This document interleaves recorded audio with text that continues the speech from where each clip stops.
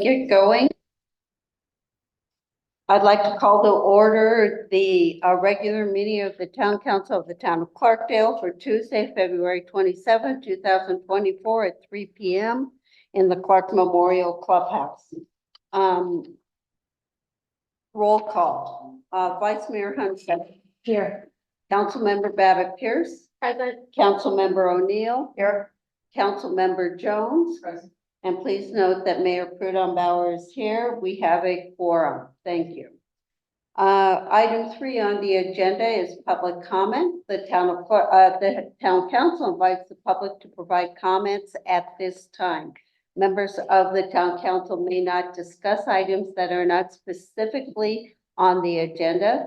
Action taken as a result of public comment will be limited to directing staff to study the matter, responding to any criticism, or scheduling the matter for further consideration and decision at a later time.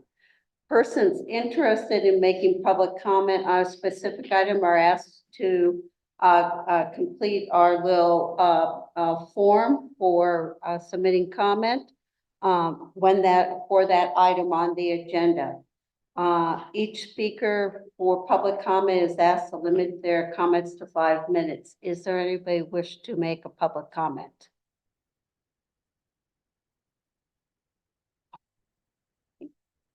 Hearing none or seeing no one come forward, anybody online who wants to give public comment? I don't see anybody. Okay, let's move on to item 4, reports. In the council packet were department reports that were submitted for building permit, magistrate court report, water, wastewater, and Cottonwood area transit reports, police department report, and Verde Valley Humane Society report. Are there any questions about the reports that were submitted? I just have a request Sure. on the Public Works monthly report, the water production and the stored water. They have 3 colors, blue, red, and green. One says current year, one says last year, one says year prior. Could we actually get the actual years on that? Like, is one for 24, one for 22, one for 21? Yeah. Just every time I read it, it drives me crazy, but I'm like, am I missing something? That's my only request. Okay, thank On you. that whole setup, they could just do that, that would be really great. I think it's like that because it's rolling. I think so too, but I mean, we'll we can relook at it. just sort of say where yeah. where the new year starts or something like Yeah, that. kind of like they are with the police reports. Yeah. Yeah, I know exactly. okay, thank you. Okay, thank you. Anything else on reports? I think pretty straightforward. I like the explanations on why we're seeing what we're seeing on the report, so that's always nice. The next item was finance report. Again, the finance report was submitted as part of the packet, and it is online for all to review. So any questions on the finance report? I think we just note that December looked like our local sales tax revenues were down a little bit. It could be just a lag. Is that a possibility? Yeah, I mean, it's just, kind of depends on when people paid, but I did want to comment you'll notice that if you look at the water, wastewater, streets, even sanitation and cemetery, they all have a transfer amount to the general fund, and none of those have been made yet. We're kind of holding off till the end of the year to make those transfers because revenue in water and wastewater are significantly down. And that's just due to no construction going on. And so there's no connection fees. So we've held off making those transfers until the very end, and then we'll meet with you all and decide when and if we make those transfers. Okay, thank you. Anything else on the finance report? Thank you for commenting there. Hearing none, just remember all the reports are online for us to review and for you to review too out in the public. So let's move on to proclamations. Item 5, we have the pleasure of having Tracy McDonald from the Verde Valley Sanctuary here this afternoon for a proclamation on Dean Teen Dating Violence Awareness Month. This February, during the National Teen Dating Violence Awareness and Prevention Month, we stand with those who have known the pain and isolation of an abusive relationship, and we recommit to end the cycle of teen dating violence that affects too many of our young people. Together, it's on all of us to raise regional awareness about teen dating violence and promote safe and healthy relationships. Females between the age of 16 to 24 are most vulnerable to intimate partner violence, experience abuse at a rate almost triple the national average. 1 in 3 adolescent girls in the United States is a victim of physical, emotional, and verbal abuse from a dating partner, and a figure that far exceeds victimization rates for other types of violence affecting young people. Dating violence transcends gender, race, religion, ethnicity, sexual orientation, and socioeconomic status. It takes many forms, including physical, sexual, and emotional abuse, bullying, and shaming, which can occur in person or through electronic communication and social media. If you or someone you know is involved in an abusive relationship of any kind, immediate and confidential support is available through our Verde Valley Sanctuary. And with that, I'm going to invite Tracy to come up here to make a comment as we present the proclamation. Thank you very much, Welcome, Mayor. Tracy. Thank you.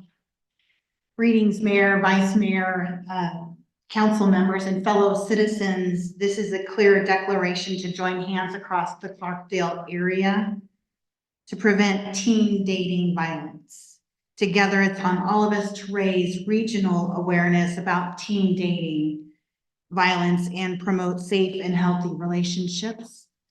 Verde Valley Sanctuary and the Yavapai County Community Health Services have teamed up to produce what's called the Verde Valley Teen Maze. Verde Valley Teen Maze is a community-driven event to help youth experience the consequences of life choices and provide them with information they need to make good choices. It is being held this week, February 26th through the 29th, from 9 a.m. to 2 p.m. at the Clemenceau Building, 1 North Willard Street in Cottonwood. Teen Maze and its design bring to life the potential effects of various life choices. Envision a life-size board game and you'll get a good mental picture of teens navigating their way through the maze by drawing scenario cards or spinning a wheel that educates on myriad of topics. Topics focused on this year are risks of fentanyl and marijuana, the effects of tobacco and vaping, cyber safety, safe dating skills, teen pregnancy prevention, and self-care coping skills. Each section of the maze is presented through creative games and hands-on activities to provide an experiential learning environment. And the Teen Maze was created in 1999, 25 years ago. Since then, the event has been bringing volunteers of all ages, community organizations, and businesses together with a common goal to educate youth about the consequences of their choices to help them become better decision makers. Please help us help our teens. Thank you so much. Thank you so much.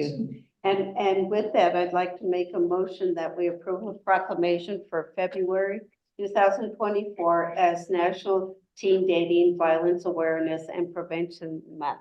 Is there a second? I'll second. Any comment on that?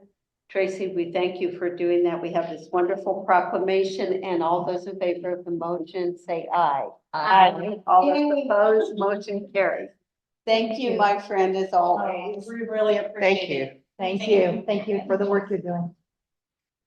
Okay, let's move on to the consent agenda. We have 5 items on consent this afternoon.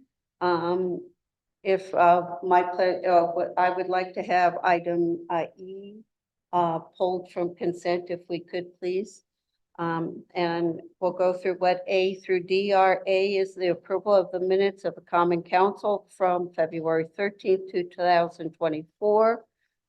We also have item B, which is municipal court services for the town of Clarkdale. This is the renewal of the intergovernmental agreement with the city of Cottonwood to provide municipal court services. Magistrate services for the town of Clarkdale. This is an agreement for magistrate services and reappoint Catherine Kelly to serve as the Clarkdale Town Magistrate. And item D, prosecuting attorney services for the town of Clarkdale, considering renewal of the professional services agreement with Musgrave, Strutz, CAC, and Gato. PC, they've changed their names. Metro. Neutral, yeah. Providing prosecuting attorney services for the town of Clarkdale. Those are the 4 items on consent.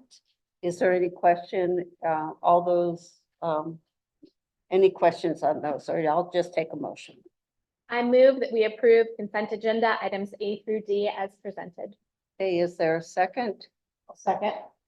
It's been moved by Councilmember Babbitt Pierce and seconded by Vice Mayor Hunsetter to approve consent agenda items A through D on the agenda for consent. All those in favor? May I make a comment? Yeah, I would just like to thank staff and mayor and everyone who is involved in the contracts for the municipal court, the magistrate services, and the prosecuting attorney services. These are so important to our community, and having them co-located with Cottonwood saves us a lot of money and provides a higher level of service. So thank you to everyone. thank you very much. I concur with that, absolutely. Okay, any other comments on the motion? Hearing none, all those in favor of the motion, please say aye. All those opposed? Hearing none, motion carried. Thank you. We have item E on the agenda, which is townwide printing and product services. Please note that Vice Mayor Hunsetter is recusing herself from voting. Okay. This is a professional services agreement with Nick of Time Productions LLC for the townwide printing and services. Any comment on this item? If no comment, I'll take a motion. Madam Mayor, I move that we approve the professional services agreement with Nick of Time Productions LLC for townwide printing and product services. Is there a second? A second. Okay, it's been moved by Councilmember O'Neill and seconded by Councilmember Jones to approve a professional services agreement with Nick of Time Productions LLC for the townwide printing and product services. Any comment on the motion? I have a comment. Yeah. I've dealt with Nick of Time Productions since they set up business in this town, and their prices have always been favorable, especially to town of Clarkdale and to town of Clarkdale organizations with which I have been involved. My only issue with Nick has always been that he refuses to charge us for services rendered. So I think it's a good deal to have them on board.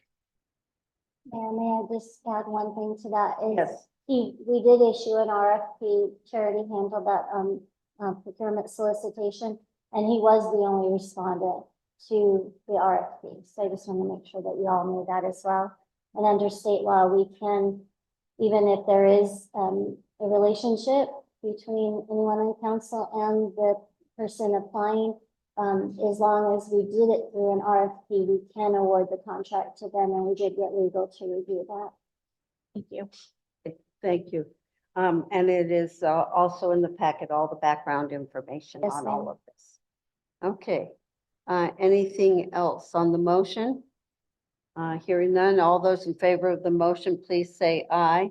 Aye. All those, all those opposed to the motion, please say no. Hearing none, and please note the recusal. Okay, the motion has passed. Let's move on to item, new businesses. Ask the vice mayor to please come back in. Oh, that's on. Yeah, I think all the way. through.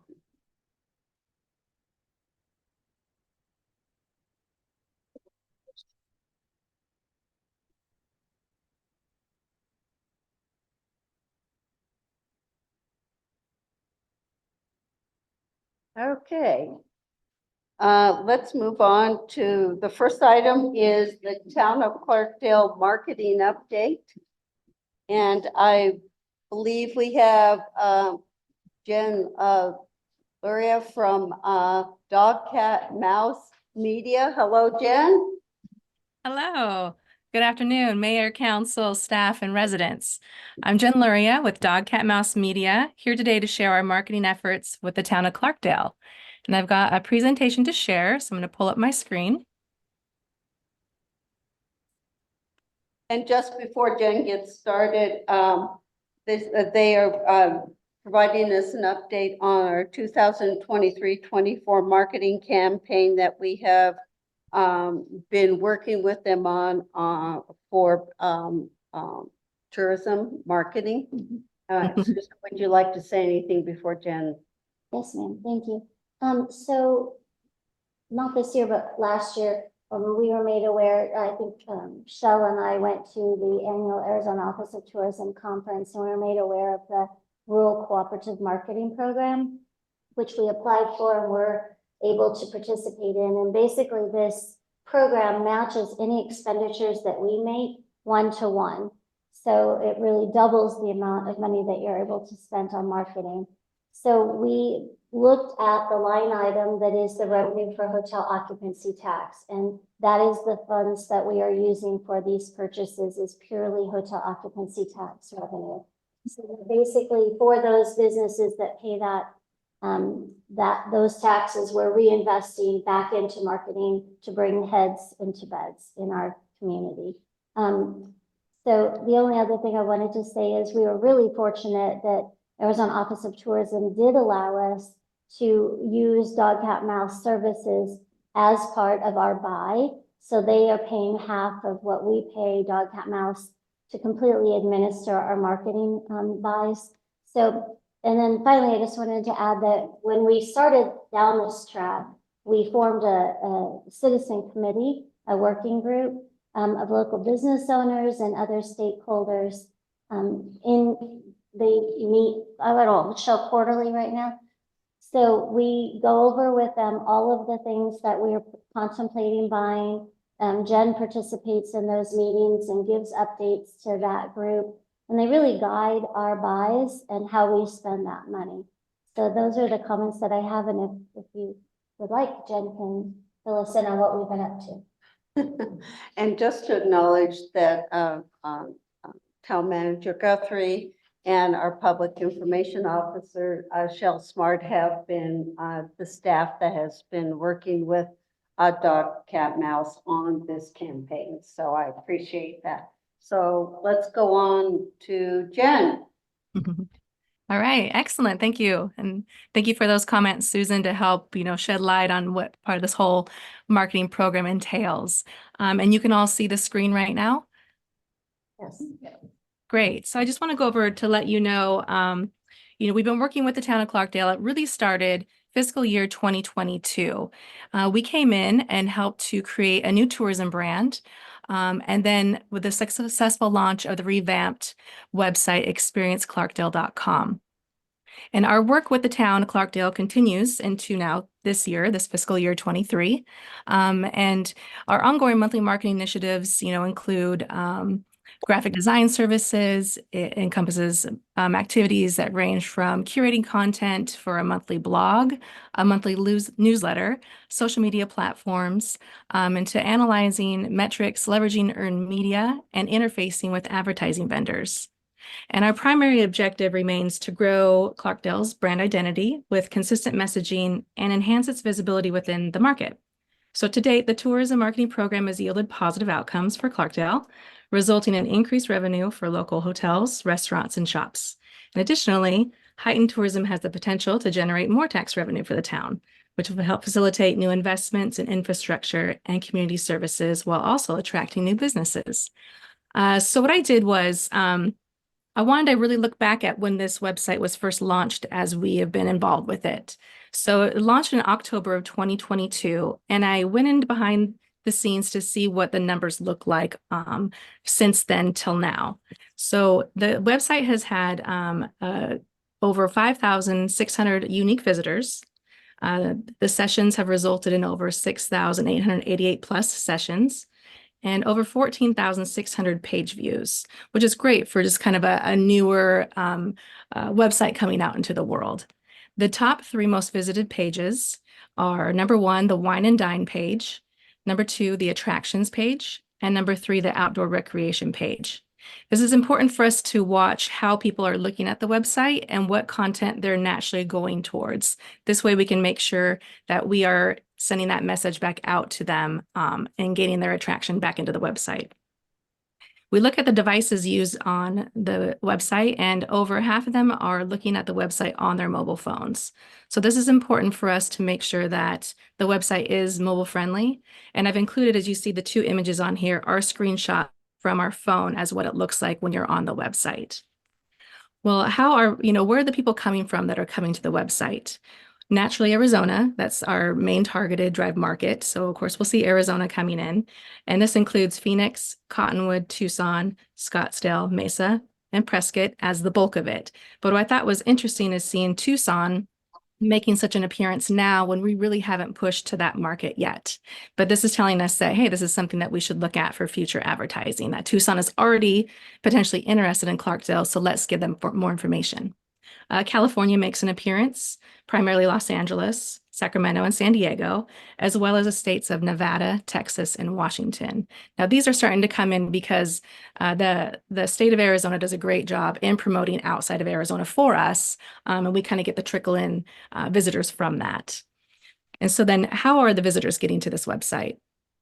Well, so far through Google searches, so they're just typing in Clarkdale, Arizona, things to do in Clarkdale. So the bulk are coming in through that way.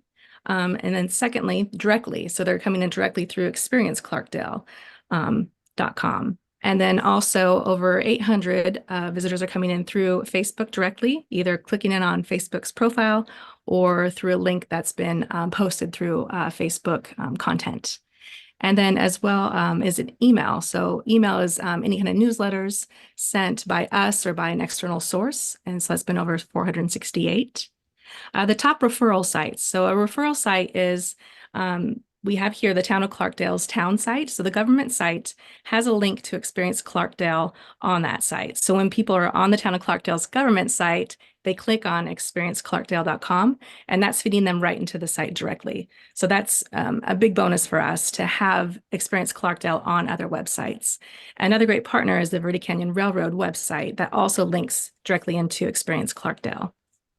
And now when people are on the website, good news, they're on there for at least an average of 4 minutes, 5 seconds, which this is a long time considering in the day and age when we have a very short span online to pay attention to things. In fact, industry standard is about 52 seconds for someone to spend on a website. So that tells us that we're providing some engaging content. And this is why we keep up on like a monthly blog, on the monthly newsletter, just to help give them new information to look at on the site. Now, social media at a glance, we went ahead and just lumped together both of the Facebook and Instagram accounts. And these are the accounts that are, ran by the city. And then we help to create some content for it. So it's really a blend of residents as well as visitors on these social media accounts. But right now, there's probably now about 6,000 followers. And then accounts reached. So we're reaching over 171,000 accounts, which is great. That means that we're reaching people that aren't necessarily followers, and that will hopefully turn into followers to continue to get inspiration on Clarkdale. So from those accounts reached, 41,000 plus profile visits have come from them. So something piqued enough interest to say, oh, well, let's click on the profile and see what they're all about.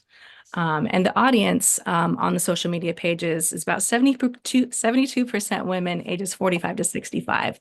So with that, we keep in mind just kind of how we talk to that audience and how do we engage with them. So our newsletter, we send out the newsletter monthly, and right now we have over 2,400 some subscribers. And with that, we've got an open rate of 34%, which is good. It's great. It's higher than industry standard, which is 21.3%.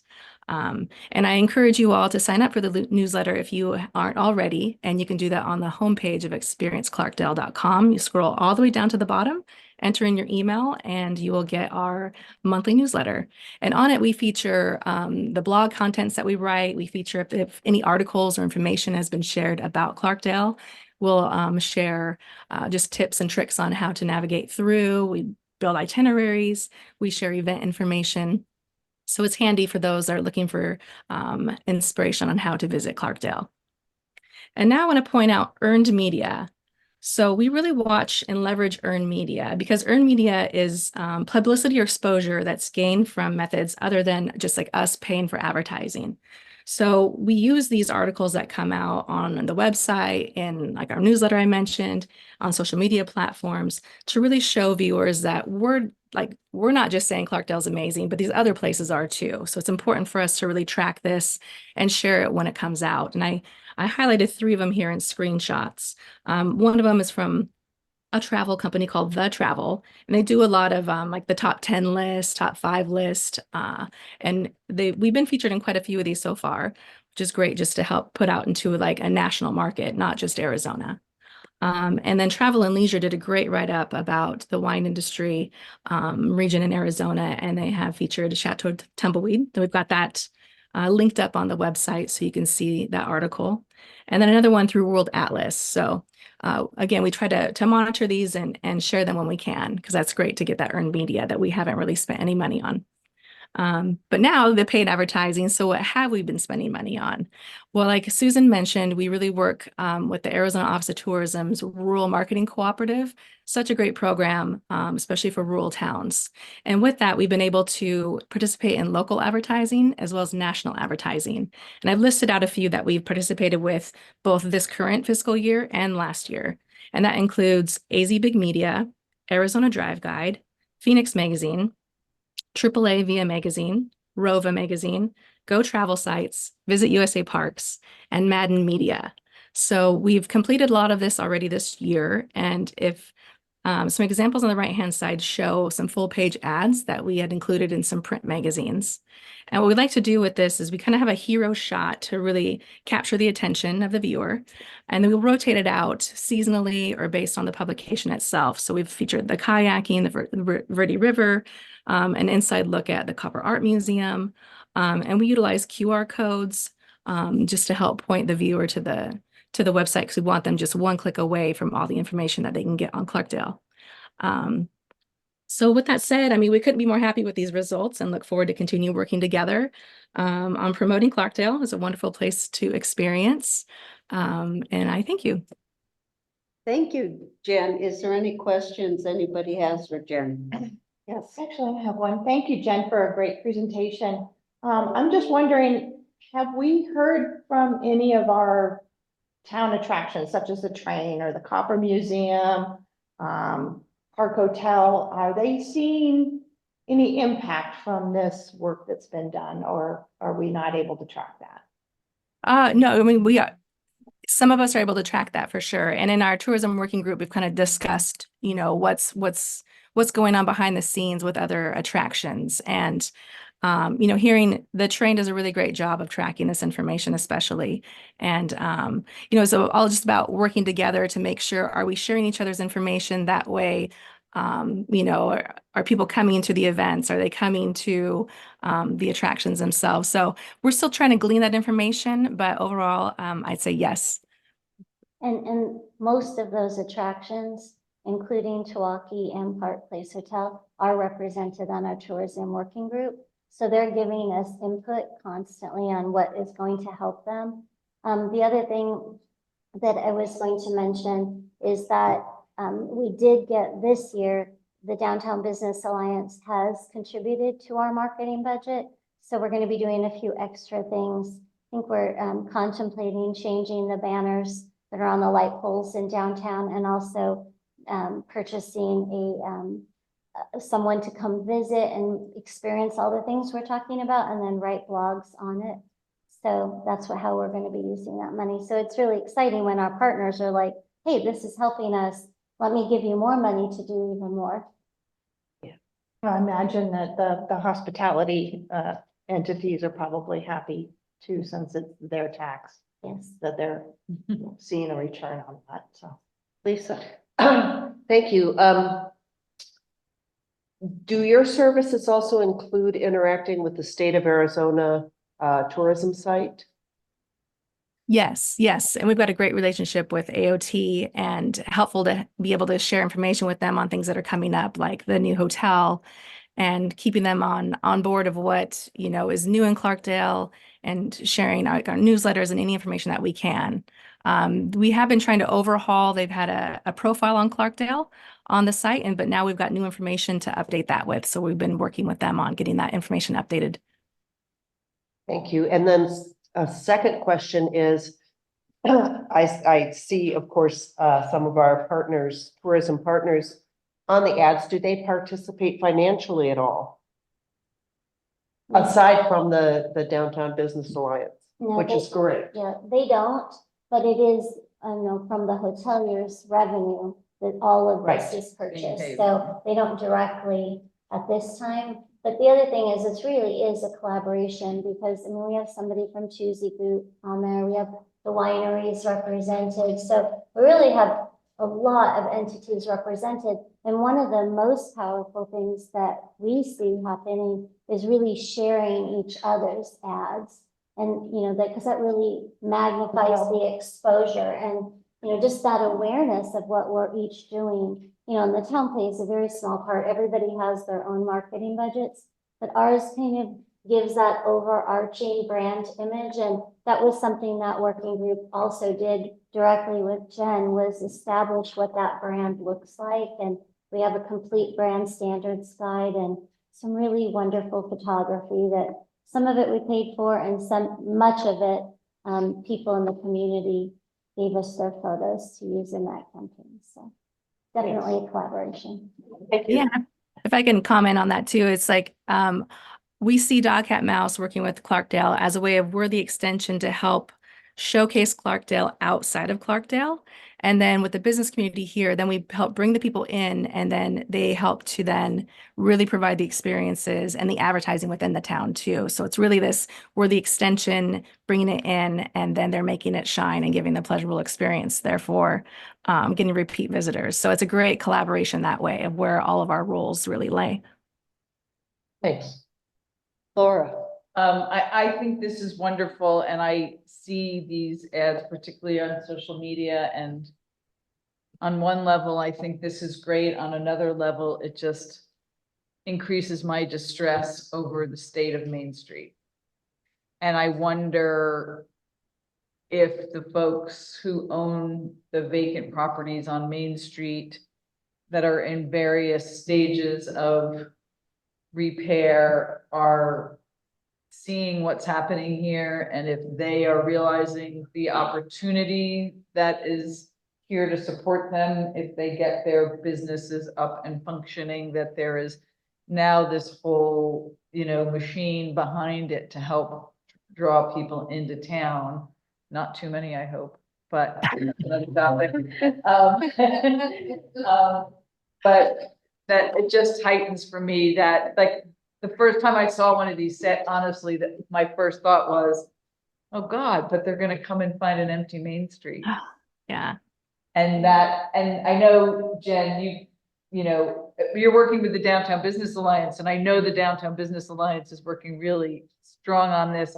And I know those folks are part of that process, but it just makes me go. So one of the property owners, one owner of a property that is vacant, is on the working group. So I know that person's very well aware. And then I personally met with two others and shared this information with them. And as you know, this was a heavy point of conversation during our strategic planning process, and we're fleshing out some strategies. Unfortunately, I see comments on social media. I'm trying to avoid it at this point. But some comments like, well, the town should do incentives, the town should do, et cetera. And I'm gonna look, and I've been working with an external attorney who's a specialist in this area. But really, the biggest barrier that we have is the Arizona Constitution gift clause. And case law after case law after case law kind of points out that really difficult parameters to give anything as an incentive.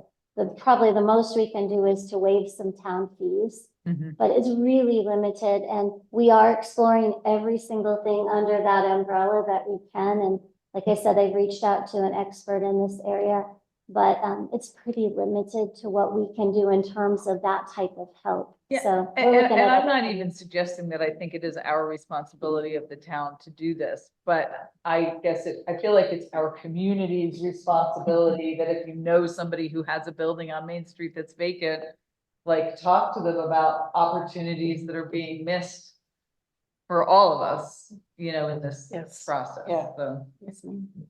I appreciate very much the points you've brought up, Laura, and from somebody who's been involved with economic development for many, many years, it is a continuing concern and somewhat frustration. I guess When part- I see Yeah, properties that are very valuable to all of us, and we want to see them back in their heyday, if you want to say, where they were active and people going in and out of them, and to see them sit vacant and to see property owners tell us on any moment, and then there's been a couple of them that have said, well, but we love Clarkdale. I say, but you are loving it to death well, and by that's, not yeah. putting in those dollars to make those buildings alive again. Or take whatever it's taking, and there's several of them on Main Street, so this is not directed at anybody. But when you say that, then commit to putting your time and energy and monies into getting those buildings up, and we will help. We will help where we can. I mean, I think this is the help. I was a small business owner on Main Street. I know how hard it is to run a business in this small town. I was ahead of the curve, I like to say. I opened a business here in 2008, and, Lisa and I were on the chamber back in the day then together. This was Would have been heaven. It would have been heaven. This is Yeah. like a godsend. I'm like, wow, this would have kept us in business. Yeah, So I guess I want that opportunity for people. I don't want people to miss this, what I know is such a gift in a small town. thank you. Deb. Not much to say here, just to dovetail on what both of you have said, but I also find it very distressing when I do see people coming in, they're coming from the train or maybe they're coming to Violette's to get a pastry or something and they want to look around and do things and there's just not a lot there for them to do. And I feel bad because there's a missed opportunity there. And so hopefully this work will help inspire the rest of the job to be done. Anything else? Thank you, Jen. Thank you. Thank you. You are wonderful Thank to you. work with. We look forward to a regular report on what's going on. This is just getting started. This is like our first big report. We look forward to what happens in a year from now as we just keep on reaching out there and everything. So thank you so much, Jen, for being here today. Thank you, Mayor. Thank you, everyone. Take care. Thank you. Mhm. And thank you, Shell, for your work. Thank you, Shell. Yes, yes. Let's move on to item B, which is patio park revitalization strategy. And we have town manager Ruth Mayday here. Oh, assistant town I can push you out of the manager. chair. You don't mind. I just gave her your job, okay? Assistant town manager. Good afternoon, Mayor and Council. Before you, you have the final draft of the patio park revitalization strategy. As you may recall, this is money that we set aside from CDBG. Joni spent a lot of it revitalizing the park down in that neighborhood, and it turned out great. And so on the community development side, we thought it would be a good idea to work on a strategy for revitalizing that neighborhood. It's kind of overlooked. And the work that we decided to do was something that I happen to know somebody who's really good at, Martina Cool. So we entered into a contract with Martina to do the strategy. She's worked with the community. She and I have talked in detail about, you know, what's going on down there, what we see, and most importantly, what the residents of that neighborhood have said they would like to see happen. So I'm going to turn it over to Martina. So she has a PowerPoint to walk through, and then she also can answer questions, specific questions on the strategy. And then we have a resolution to adopt. So it's all Martina. Welcome, Martina. Good to see you. Thank you, Mayor, council members. Good afternoon. I'm used to saying good evening, right? But I get to be here during the day today. That's kind of nice. So I want to share with you a little bit of the background on how the strategy was developed, and I really want to spend the bulk of the time on the 4 focus areas and kind of what that strategic plan looks like for the neighborhood. So there was, as always, with a strategy of this type, there was some look at the data, and there were multiple visits to the neighborhood. Back in 2022, staff did a special survey in the neighborhood to actually qualify the areas, what's called a low and moderate income area, so that CDBG funds could be invested there. Because without that designation, you have lots of other things that you have to do in order to make CDBG funds work. So looking at that data just a little bit deeper and saying who lives in Patio Park.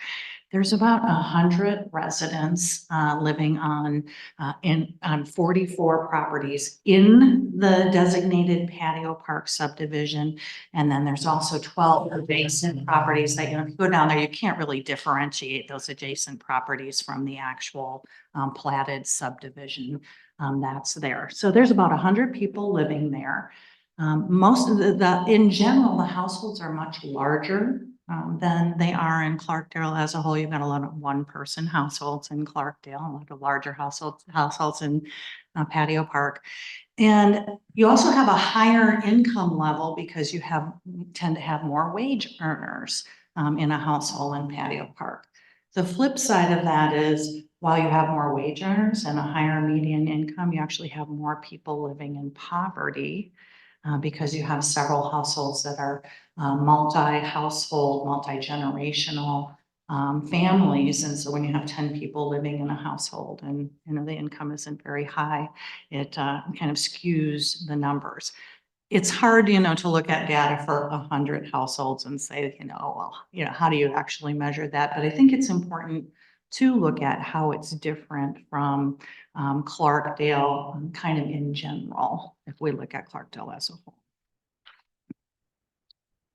So I went down with my partner. We did a walk of the neighborhood. This was, I think, last September, and did a conditions survey of both vacant lots and the structures that are on those lots.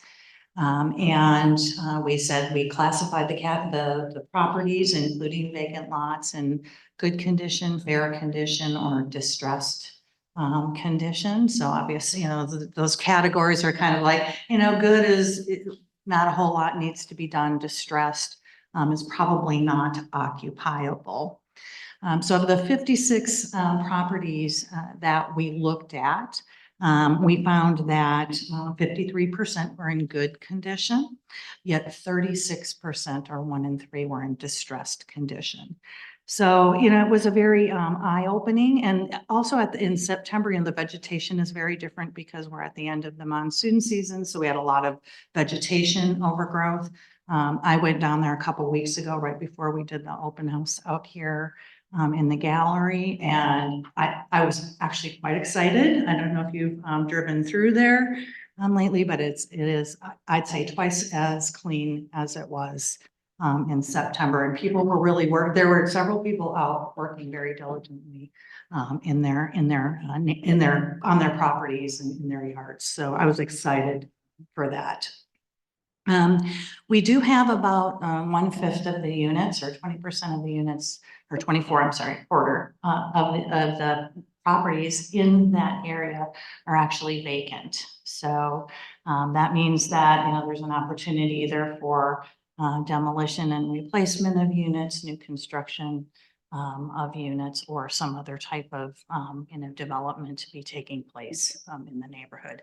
Very, very high vacancy rate. So you're telling me 25% of the houses are in distress, of that are in distress to be? So actually 36%. 36. So 1 in 3 are in distress, but 1 in 4 are vacant. And so there's, Okay, yeah. gotcha, okay. So when you say properties are vacant, do you mean properties with buildings on them or properties with no buildings? Properties with buildings on them. Buildings So the building is not inhabited. Okay, No. thank you. Yeah, that mostly. Some of them are inhabitable, they're just not inhabited. No inhabited. Yeah, Yeah, yeah. thank you. You're welcome. So that's the housing conditions. So we also, I was very fortunate, I managed to talk with 10 different residents from the neighborhood. And when you consider you have 100 residents and I got to talk with 10 of them, I consider that a pretty high capture rate.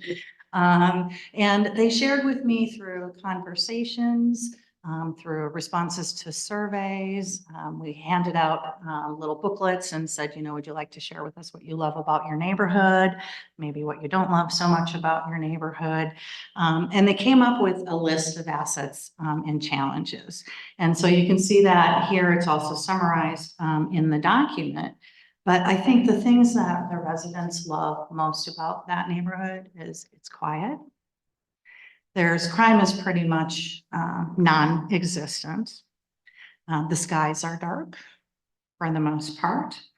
And right now, the land and the homes are pretty reasonably priced. So, you know, there are people buying in Patio Park and moving into Patio Park and improving properties there. What they don't like so much is the simple fact that there are so many vacant and dilapidated or distressed properties in the neighborhood. The infrastructure is definitely aging, and I understand that's an issue pretty much community-wide. That's some very old infrastructure down there. There are no sidewalks or bike paths, so people find it difficult to connect with the rest of the community. And then the feral cat issue. And if you went to the park or any of the park events, you probably got to meet a cat or two while you were out there. So those are the assets and the challenges that the residents have already identified that really came to the forefront. And I think they are very much engaged in trying to learn how they preserve the things that they love about their neighborhood while improving the things that they don't like so much. So let me talk a little bit about the focus areas. We identified 4 focus areas. The first one is having a clean and safe environment in Patio Park. So it's really that is a matter of starting with kind of saying, let's schedule a neighborhood cleanup. There was one done in 22. One done in 22. Several of the residents said, when are you bringing dumpsters back to the neighborhood? So they are ready.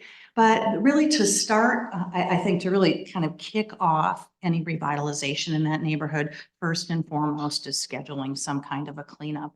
And ideally, you can schedule a cleanup on an annual basis. So everybody knows, you know, in whatever month it is, the town brings in dumpsters, volunteers, and people who can help to clean up. There needs to then be kind of a education taking place. And that education is about property maintenance codes, like what's expected. Soil remediation, if there's contamination that has not been cleaned up yet. how to deal with feral cats, right? What it means, when you feed in water cats, they tend to multiply. So kind of that education around that. And then going through, my recommendation is doing what I would call a non-citation code sweep. So you've done the education, you've said this is what is expected in terms of property maintenance. And then you go through and you say, here's what we're observing at each of the properties. And you send the next letter out and you say, here's the things that we've identified. We're having a cleanup on this date, right? And we would, how can we help you to participate in cleaning up the neighborhood? Yes. The dilapidated or uninhabited houses, are they locally owned or absentee owner? It is primarily absentee. So when I looked at the, property ownership records, it is mostly absentee. You got a couple of people who come in and, visit periodically, but they tend to not be local. Thank you. Like not even local, they're like out of state, out of area. Out of area. Out of area. Out of area mostly, it's a mix. There has been quite a bit of property transfer in the past couple of years. So there is some outside investment, and that seems to be coming more from out of state than. Interesting. The contaminated soil remediation, is it because they weren't aware of it, or? I think it's just making sure that the properties that haven't been given that attention are aware that they Okay, can. So it may be okay. that they weren't aware of it, or they just never, maybe it's an absentee owner and they just never. Gotcha. got in Do there. we know how many of those properties down there haven't been, had their soil remediated? I don't recall off the top of my head, but I know that in that big open house that we recently did with Freeport here in the auditorium, we did direct mail to every property that hadn't been remediated in town that was eligible. But I think this situation with out-of-state owners is Yeah, probably yeah. something we need to work with Freeport on a little bit more aggressive communication. Especially with those who are out of the area Yeah. to get them done, yeah. Yeah, especially since there's a resource there to support. that. Exactly. I mean, they get it cleaned up and done. And it doesn't cost them anything.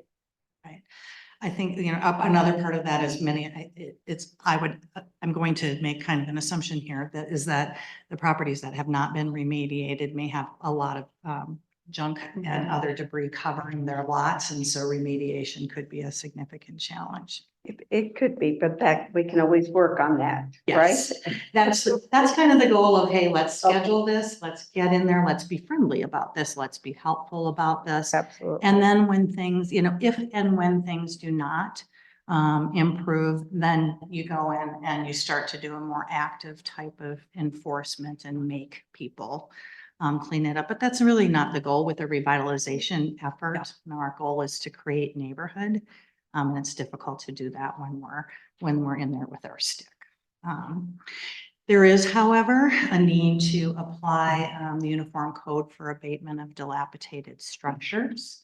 So while you can do cleanup, some of the structures are indeed uninhabitable. And there does need to be some demolition done in order to make the neighborhood safe. And so that is a code enforcement issue. It's also an education issue. Some people will voluntarily demolish. Sometimes community development block grant funds, when you're on your next cycle, can be used for voluntary demolition programs if you have a low income owner. So there are some options there perhaps to make that happen and not as high of a burden on the property owner as would be if they were having to pay the demolition and disposal. So that's going to be an important piece of it. And then making sure that we explore programs to reduce the feral cat problem.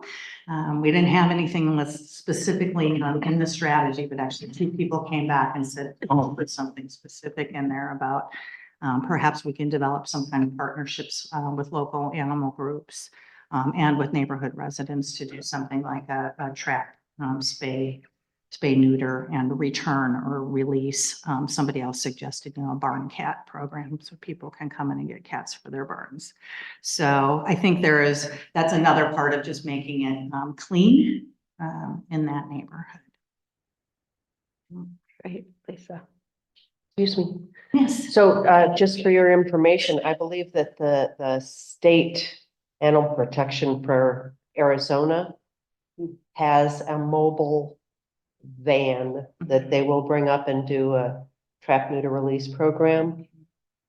Maybe in combination with other places that have an issue, because I know it's an issue at the bottom of my street as well. And it's also an issue in Jerome and several other places. So maybe if we did this side of the mountain, we could entice them to come up. Yep, I think you're right. If you have the volume, you can probably get them to come. Yeah. Thanks. Yes, thank you. Noted. So I think the other piece of a clean and safe environment is, where the Bitter Creek Bridge is in the design stages. That is going to change that area. Other improvements that are planned through the industrial area plan that was adopted in 2017 are going to mean other improvements along Broadway and probably increased traffic along Broadway. And so making sure that in the design of those connectors, that there are safe multimodal transportation options so people can walk and bike, traffic calming if traffic calming would become an issue. I think there's definitely the potential for that on Broadway, just to make sure that as the neighborhood shifts, at least on the Broadway side of things, that there is still a safe way for residents to get in and out of the neighborhood and to live peaceably there. So those are going to be important pieces kind of to incorporate into the design of those improvements as they take place.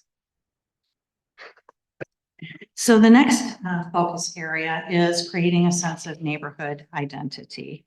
And this is really about, again, as the neighborhood starts to develop and things change with the adjacent improvements, it's thinking about how are we going to buffer some of those heavier uses, industrial, commercial types of uses with this small kind of pocket residential area.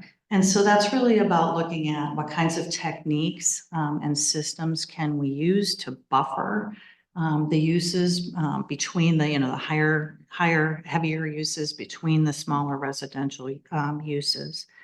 And then really working with the residents to say, what kind of an identity would you like your neighborhood to have? We look at our historic areas and there's a definite, there's a flavor to that.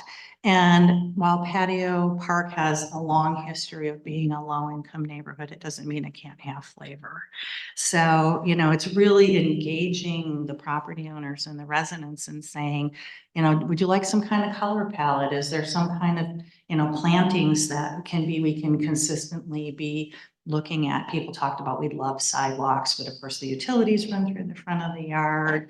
But people were like, could we have some kind of tree planting program? Could we have kinds of different things that just make our neighborhood a little bit unique and make it stand out? And residents were excited about the opportunity to kind of participate in those conversations.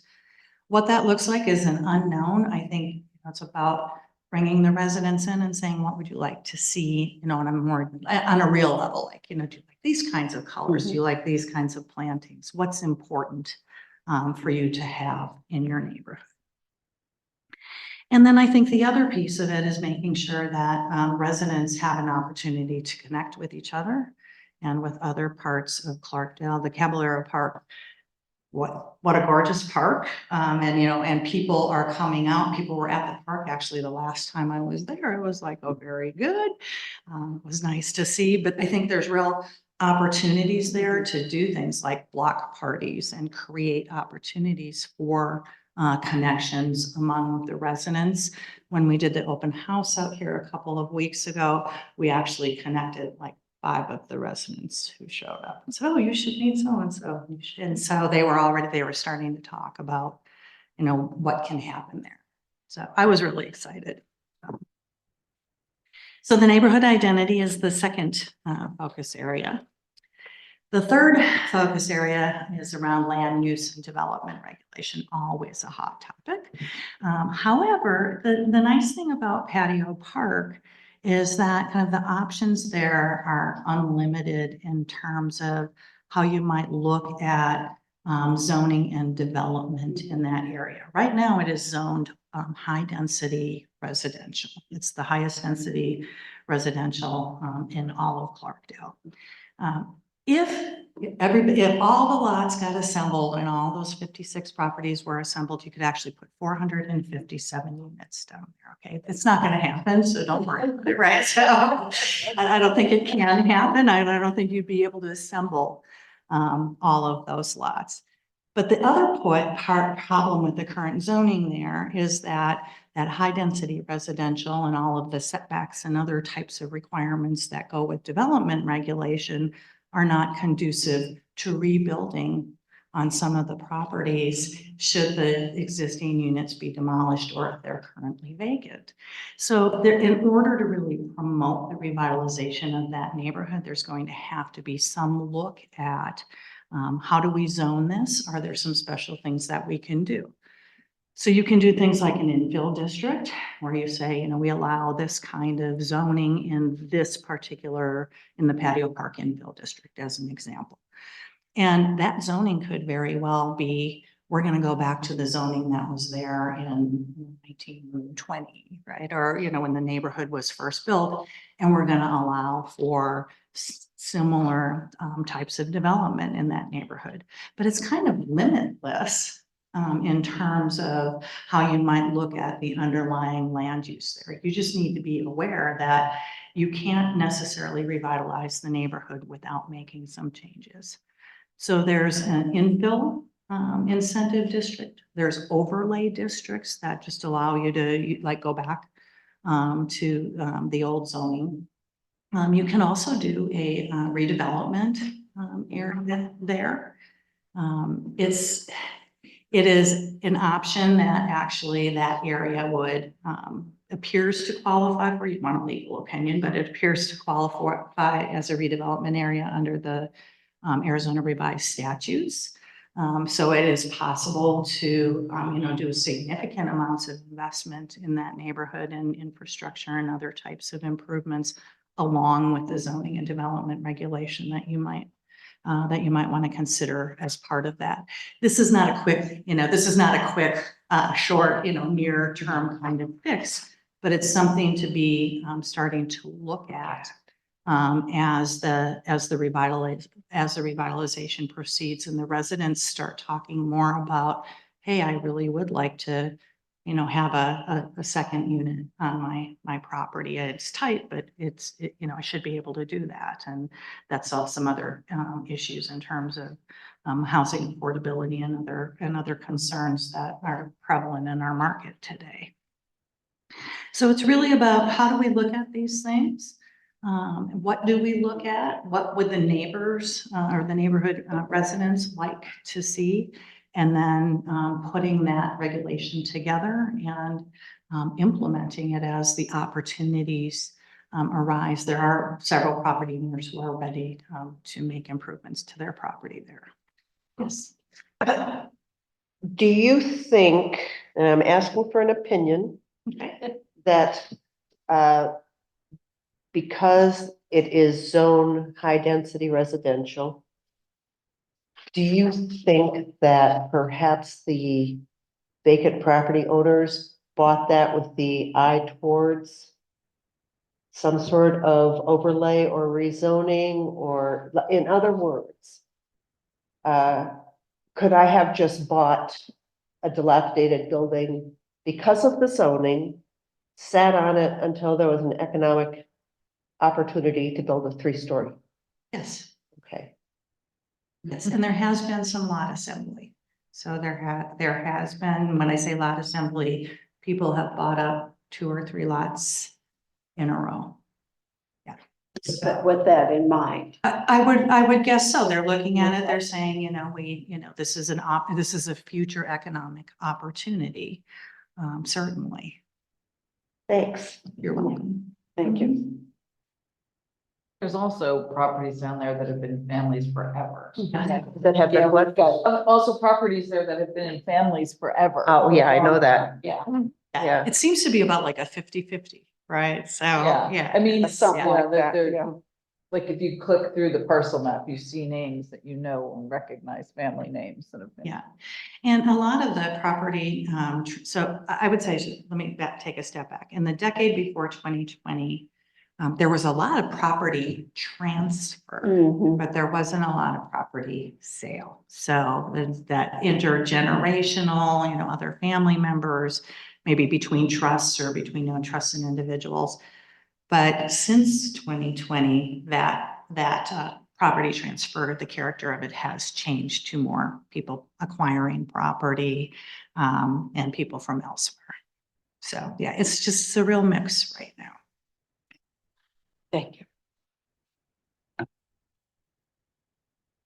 And then the final focus area is for housing stock enhancements for obvious reasons. I think it is kind of the crux of the revitalization effort in Patio Park is revitalizing the housing stock and enhancing it there. There are opportunities to do owner-occupied housing rehabilitation programs, community development block grant, USDA financing. There's many government programs out there for lower income property owners. So getting that type of program put in place, NACOG runs those. They do a very good job at it. They've been doing it for decades. So there's, partnerships that are ready. There's other nonprofits that can also, participate in that kind of an effort.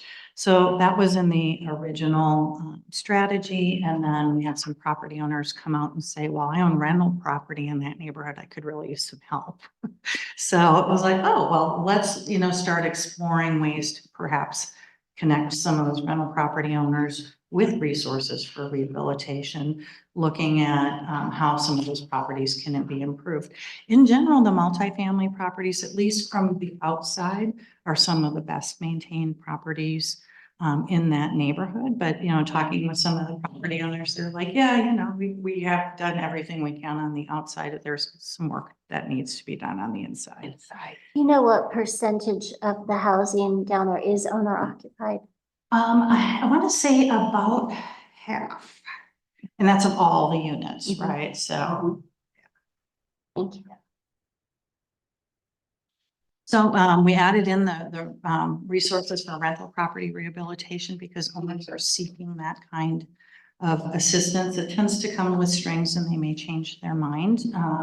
But it doesn't mean that you can't introduce them to people who might be able to help with the financial side of that.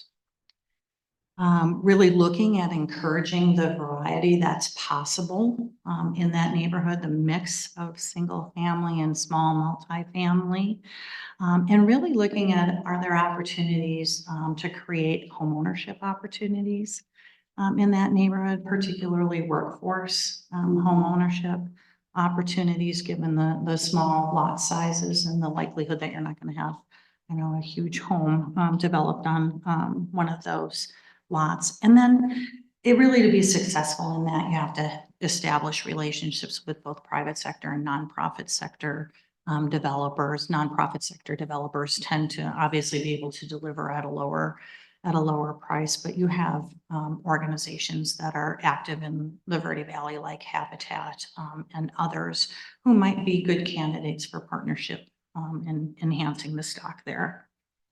And then really looking at, what kinds of higher density development are appropriate, given, the various properties that are in that area, and how do we facilitate getting perhaps some higher density. And I'm talking about like those fourplexes, right? That you could go much bigger than that, given the current zoning, but really looking at focusing again back on the workforce housing concerns that are so prevalent. And maybe some potential for some live work opportunities there as well, especially along Broadway and some of the uses adjacent to the heavier industrial uses.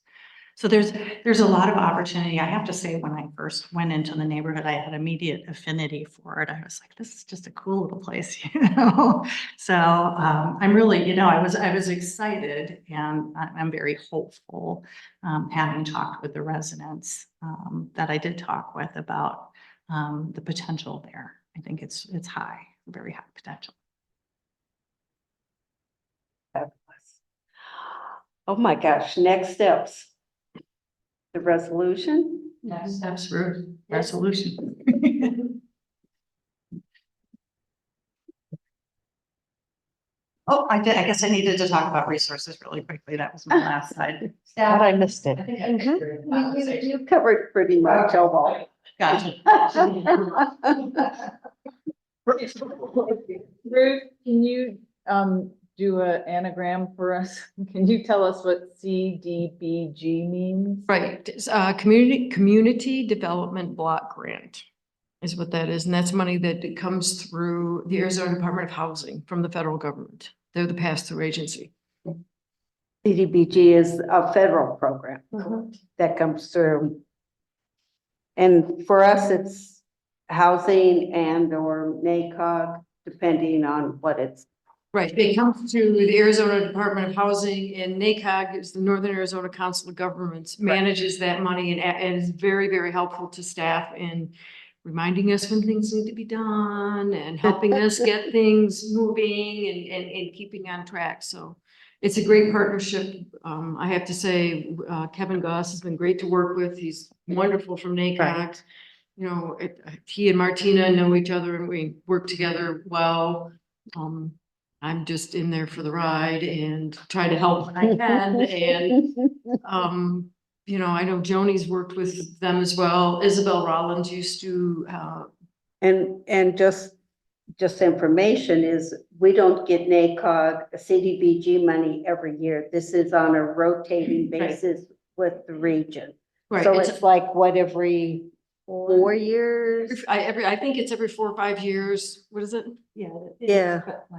Sure, go ahead. So that in addition to your regional rotation that you get, the state also runs what's called a state special projects Right. account. And so actually Patio Park and some of the revitalization effort there, up to and including improving infrastructure to support revitalization, housing rehab, all of that would fall under that's Under the it's special it's a competitive process, but it is actually a great candidate. And if you recall, that's why we did this plan, was to open that avenue for us, because without the plan, we wouldn't be very competitive. Correct. So this year during the rotation, we used the majority of our money for the park.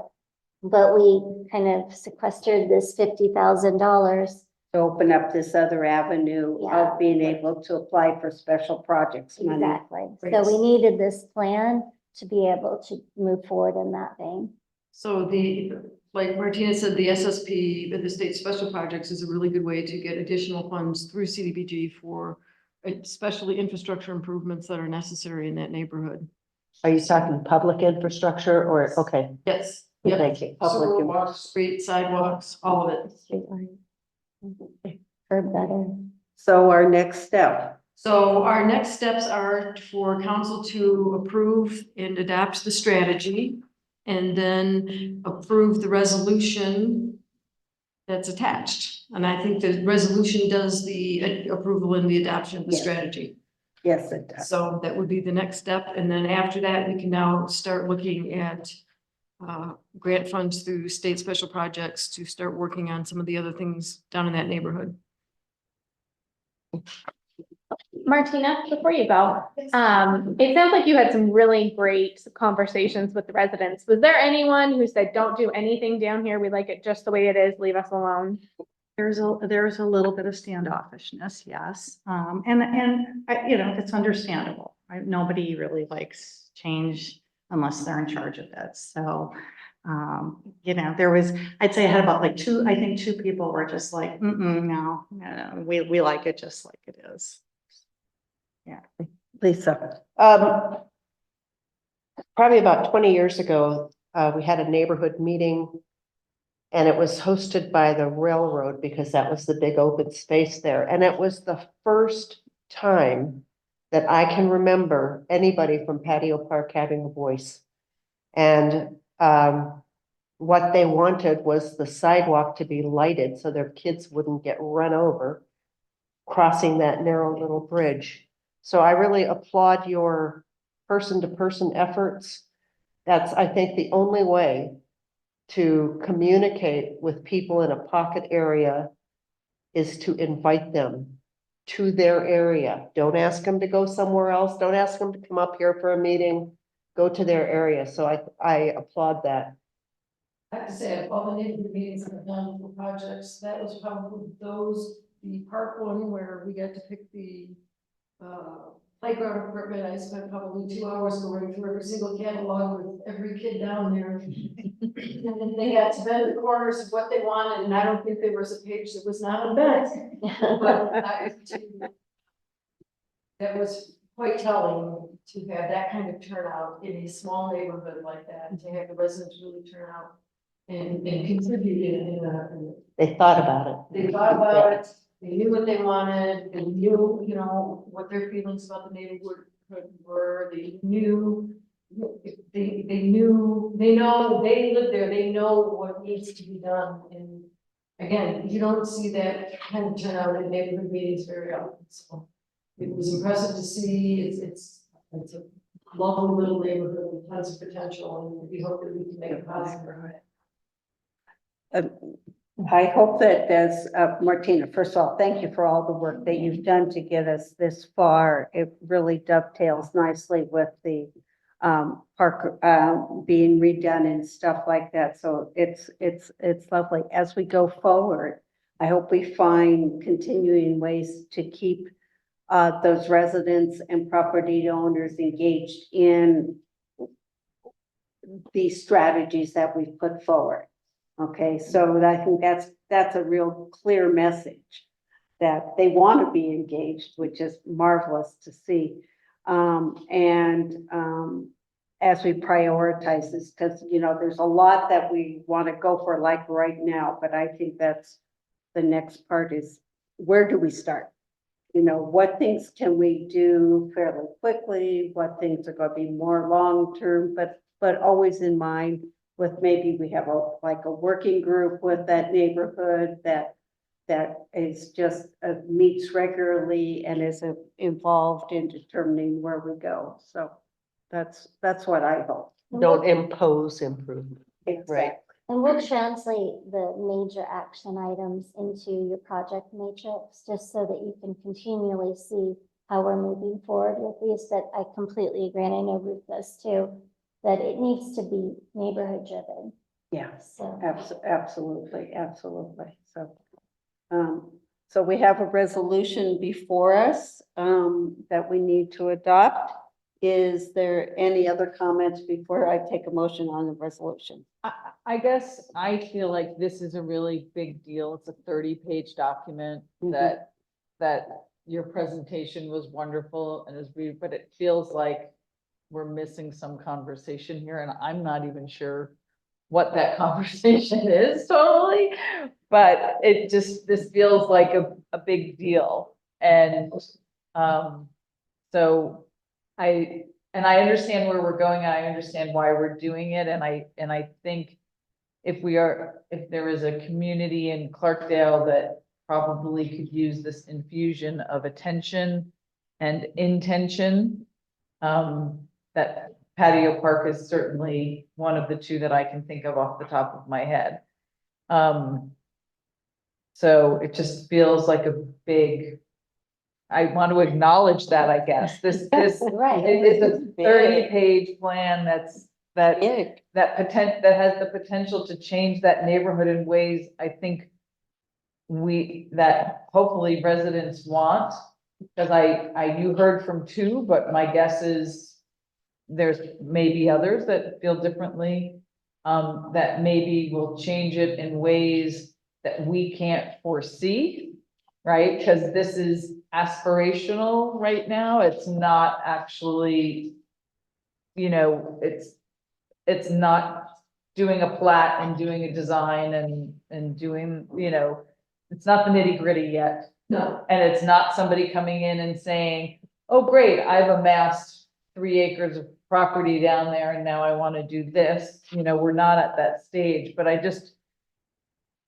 guess particularly because we have been in very animated conversations about development in our community and what does that mean?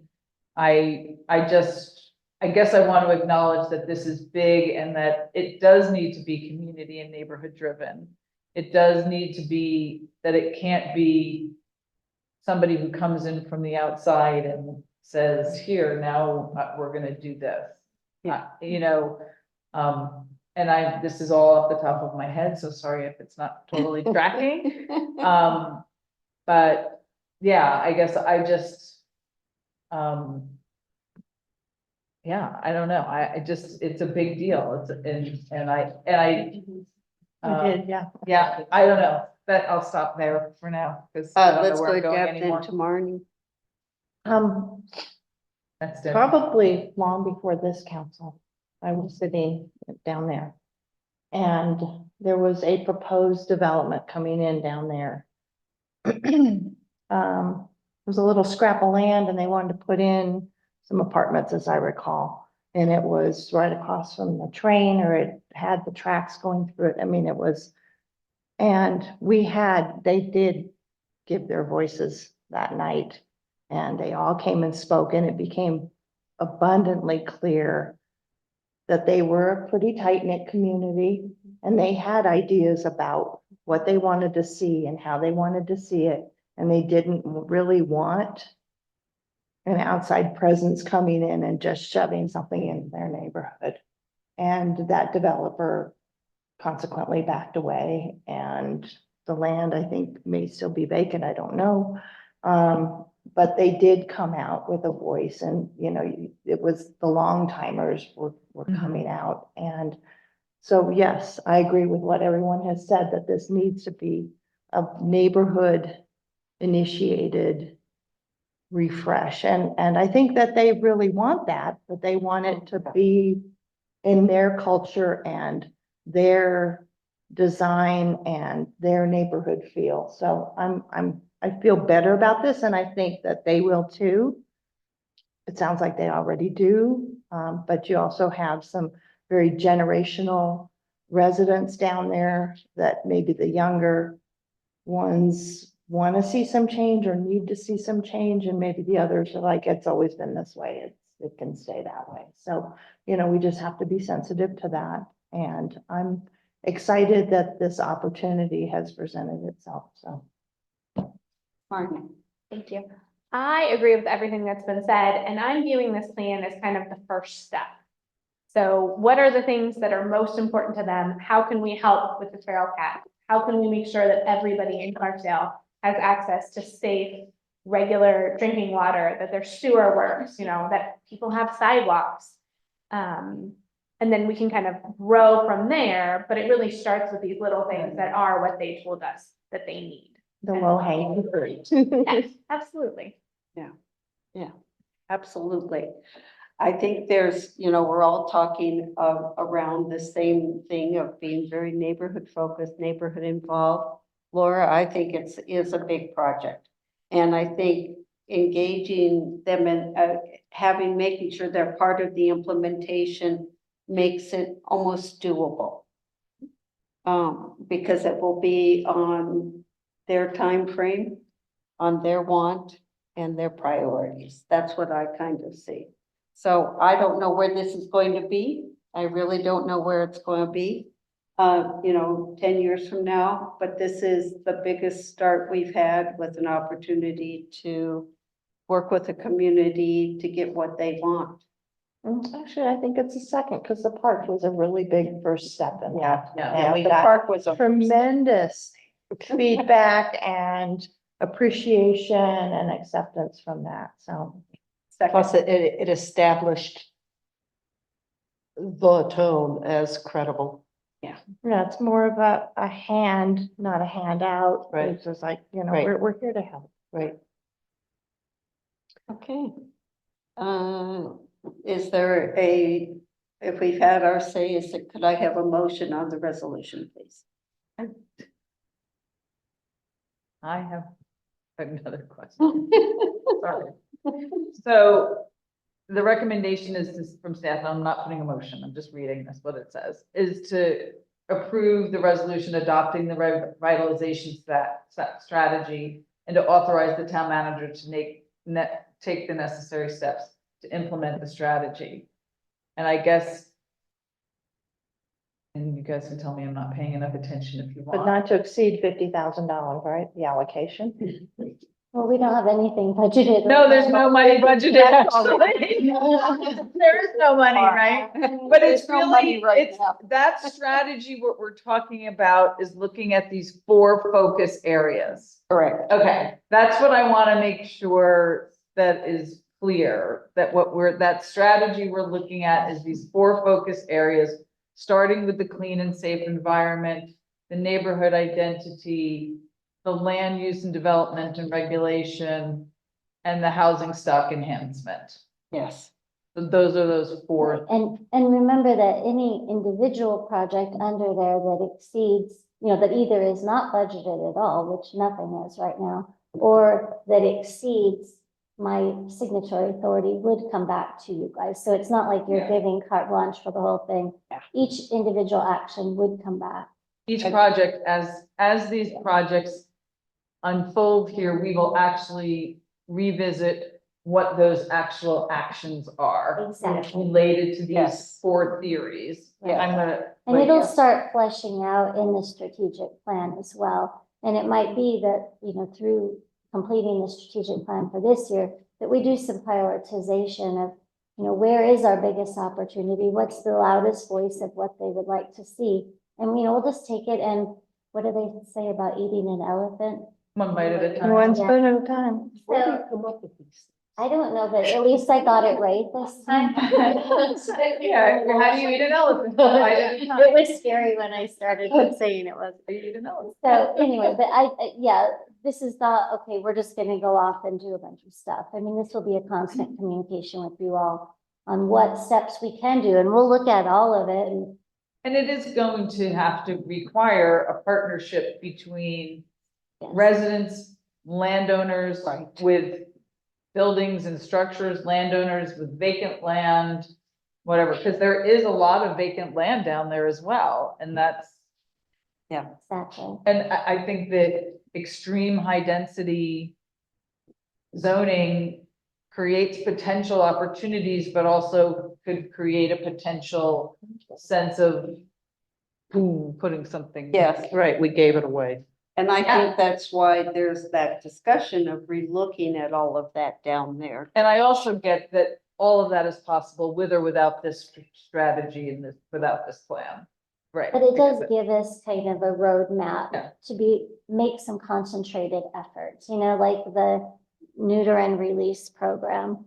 I mean, I'm gonna be really honest, it's not been something on my radar screen at all. Yeah. So now, I'm like, oh, okay, let me start thinking about what connections do we have in the state? What things could we do? Could we talk to Humane Society that we have a partnership with?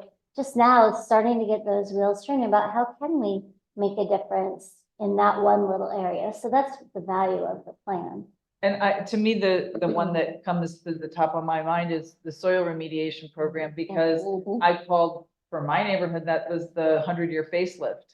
Yeah. Right? It's like everybody got their yards all of a sudden to look nice and, got a refresh. And something like that can go a long way in a neighborhood to making people feel more value about their neighborhood. And it is I think the reason why we wanted to start with the park is it's kind of that broken window syndrome in reverse. That we've now invested, almost $400,000 into the neighborhood, and it does, excite people that, oh, it looks nice, let's do a little bit more. And I mean, I think that's a phenomenon that's really known in neighborhood revitalization is every little bit of investment sparks additional investment. It's kind of a snowball effect.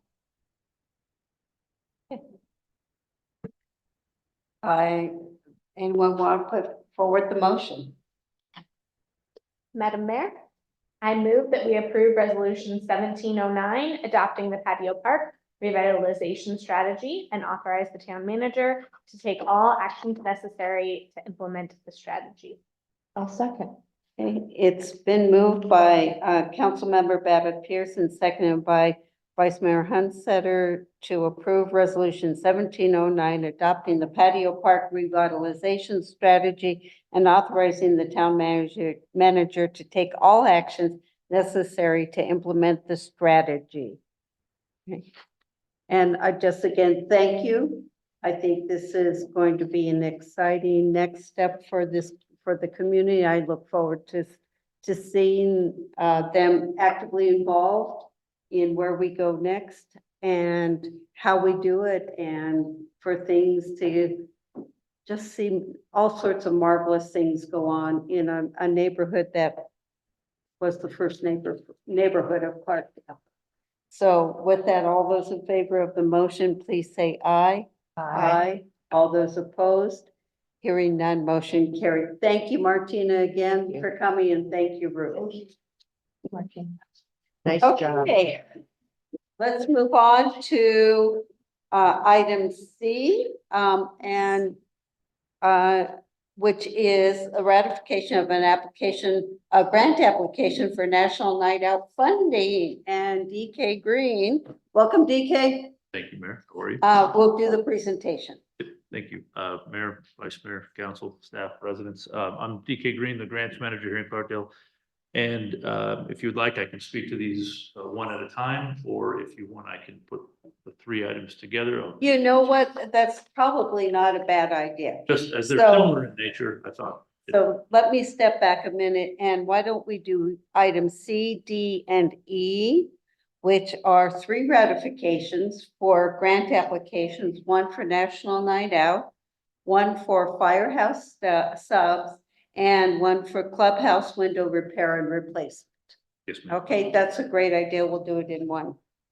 I have one once in a while. So basically, we could have gone to consent with these items, but I thought it would be appropriate just to bring to your attention what we've been working on.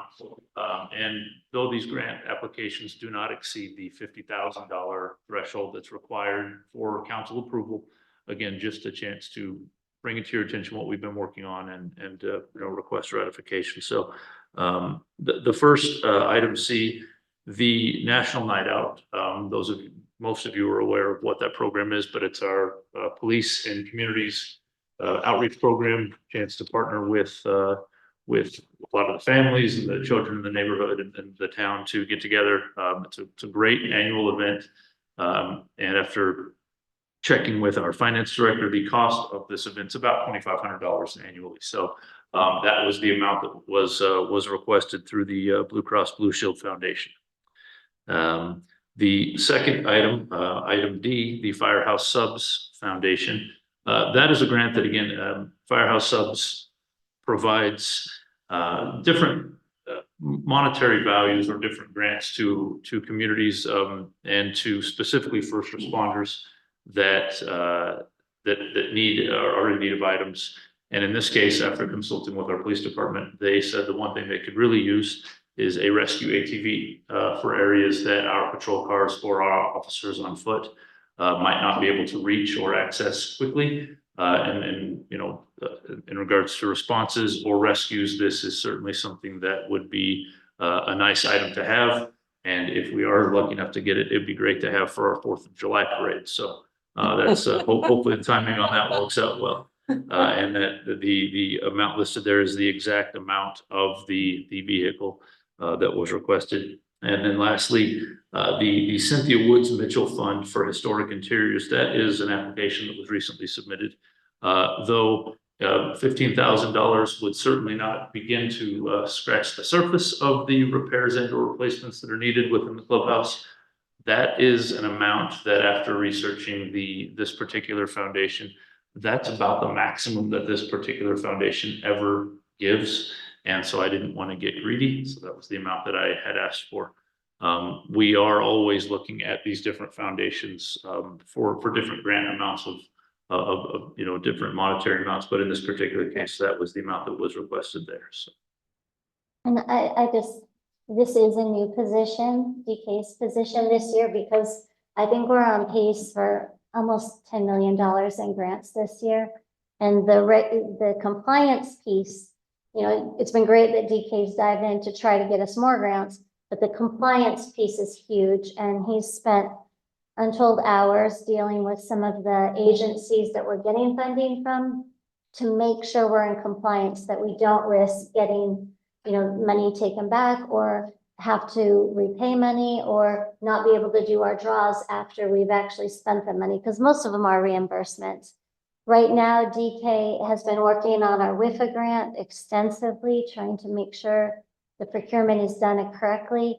And then the other one is we're actively working. I actually edited items today for a grant that we're submitting for design of cement plant road sidewalk, and that would go all the way from the traffic roundabout by the convenience market all the way up to Quail Heights and then back down and then over to the school.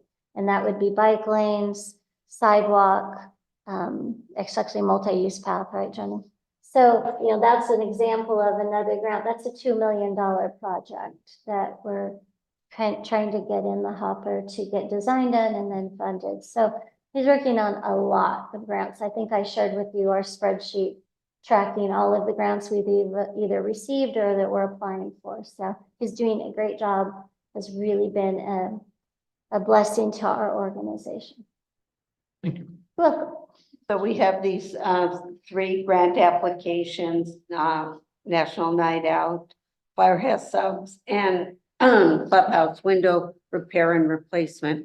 And this is, I mean, the third one, I know it's small because our need is big for our windows here, but this sort of helps us show that we're actively looking to other funders, Absolutely, and that was. that actually- we're actively looking for grants for some of this stuff. So part of that is just getting our foot in the door in some of these places. Absolutely. And part of this particular grant application was explaining to this foundation that, you know, they're not the only ones that we're asking for assistance from. But it would certainly be helpful. Yeah, because it kind of leverages possibly other grant opportunities. Okay, thank you very much. Thank you. Any questions for DK on these 3 grants? No, I guess I have a technical question. Do we really have to take action on these? So you don't really have to, but you're just acknowledging and ratifying that we've submitted them. But also really the intent here is, as part of that ratification, the motion says that you're authorizing me to sign any papers. Should we get the grants, I don't have to come back to you. You're authorizing me to accept them. So do we word that as 1 or as 3? I would probably make the motion to, sure, yeah, that's. 3?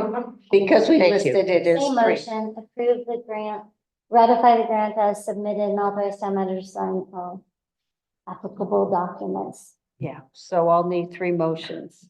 Madam Mayor? I already got one over here. Oh, go ahead, anybody, I don't care. Oh, go, Lisa. All right. I move that the council approve the request to ratify the application for a grant from the Arizona Blue Cross Blue Shield Foundation for a community and health advancement of charitable event in the amount of $2,500 for Clarkdale's National Night Out funding, and authorize the town manager to sign all documents to accept the grant should it be awarded. Is there a second? I'll second. Okay, it's been moved by Councilmember O'Neill and seconded by Vice Mayor Hunsetter to approve the request to ratify the application for a grant for the Arizona Blue Cross Blue Shield Foundation for community and health advancement charitable events in the amount of $2,500 for Clarkdale's National Night Out funding event, and authorize the town manager to sign all documents to accept the grant should it be awarded. Okay. All those in favor of the motion, please say aye. Aye. All those opposed, hearing none, motion carried. I'll take another motion. Madam Mayor, I move that we approve the request for the Firehouse Subs grant for the new police rescue ATV valued at $35,759.36. And authorize the town manager to sign all documents and accept the grant should it be awarded. Is there a second? I'll second. Okay. It's been moved by Vice Mayor Hunsetter and seconded by Councilmember Jones to approve the request to ratify the application for the Firehouse Subs Grant for a new police rescue ATV valued at $35,759.36 and authorize the town manager to sign all documents to accept the grant should it be awarded. All those in favor of the motion, please say aye. All opposed, hearing none, motion carried. I'll take a third, another. I'll do the.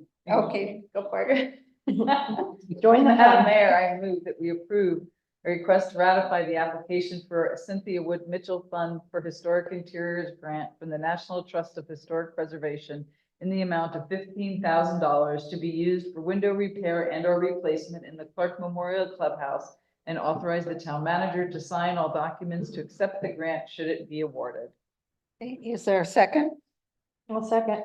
Okay, it's been moved by Councilmember Jones and seconded by Vice Mayor Hunsetter to approve the request to ratify the application for a Cynthia Wood Mitchell Fund for Historic Interiors Grant from the National Trust for the Historic Preservation in the amount of $15,000 to be used for window repair and or replacement in the Clark Memorial Clubhouse, and authorize the town manager to sign all documents to accept the grant should it be awarded. All those in favor of the motion, please say aye. Aye. All those opposed, hearing none, motion carried. Thank you, DK, for bringing this Thank you, forward and all DK. the work that you're doing. Yeah, if everybody can give me 5-minute recess for a break, please, that'd be great. Thank you. Thank you all. Let's move on to item F, which is Parks and Recreation Commission Youth Advisory Member. And we have Joni Westcott, who's Park and Recreation Director, who would do the presentation. Yay! Good evening, Mayor and Vice Mayor and council members. I'm so happy that I get to bring fun things to you. This makes my day as well as it does yours. So I'm here tonight to talk about a recommendation from the Parks and Recreation Commission to add a youth advisory position to the commission. And so they considered this at their meeting on the 14th. And we're very excited about the idea. We talked about the reasons why it is important to involve our youth. Typically in our process of choosing members for boards and commissions, we don't have any young people specifically apply. And we don't actually reach out to them in any special way. And so we felt like, especially with the Parks and Rec Commission, this was a really great place to start. Other boards and commissions may want to consider it in the future, make that recommendation to you. But we really want to hear from our young people in our community.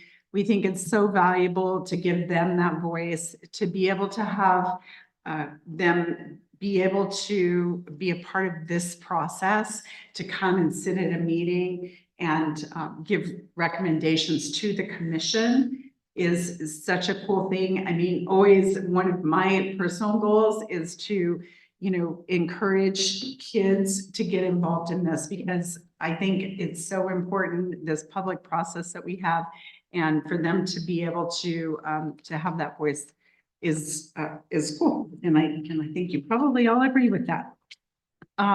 So the applicants, we put together an application. It's a little different than the normal board and commission application, but we would like them to go through the same process to show how important it is and how seriously we take this role. Therefore, we expect them to take the role seriously as well. So between the ages of 14 and 17, we obviously will do an outreach to groups that have ages of children in this range. We are asking for them to attend regular meetings and to potentially volunteer for events like our commissioners do currently. They will join the commission at the dais and participate in the conversation with them. And we are asking for a 1-year commitment from them through this. We did 1 year because we felt like 2 is a little much for this age. It gives them the opportunity to see if it's a good fit for them. It gives us an opportunity to help them grow, and potentially they could come back again.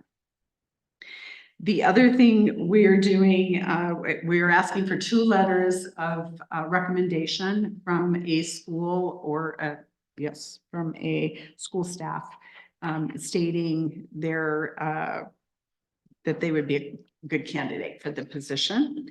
And then really importantly, in the application, we're asking parents to be committed to their children being a part of this process, that they will commit to, and they sign the application with that in mind, that they'll be committed to getting their young adult, their youth to the meetings on time and regularly.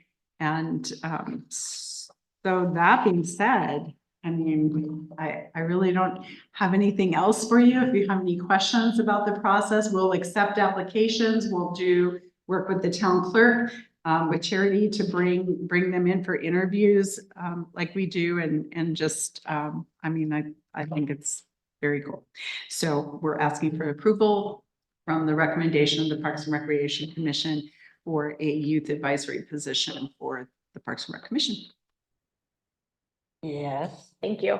Joni, I am so excited about this. I started my service career on the Flagstaff Youth Commission. So I am so excited we're bringing this to Clarkdale. I do have a question though. 2 letters of recommendation from school staff. What if somebody was homeschooled and they wanted to participate? Good question. So maybe 2 letters from an adult? Community member? Yeah. Someone who could attest. School staff or Yeah, or. community member. Good point. I feel like Non-familial, I thought about that at some point and then it just.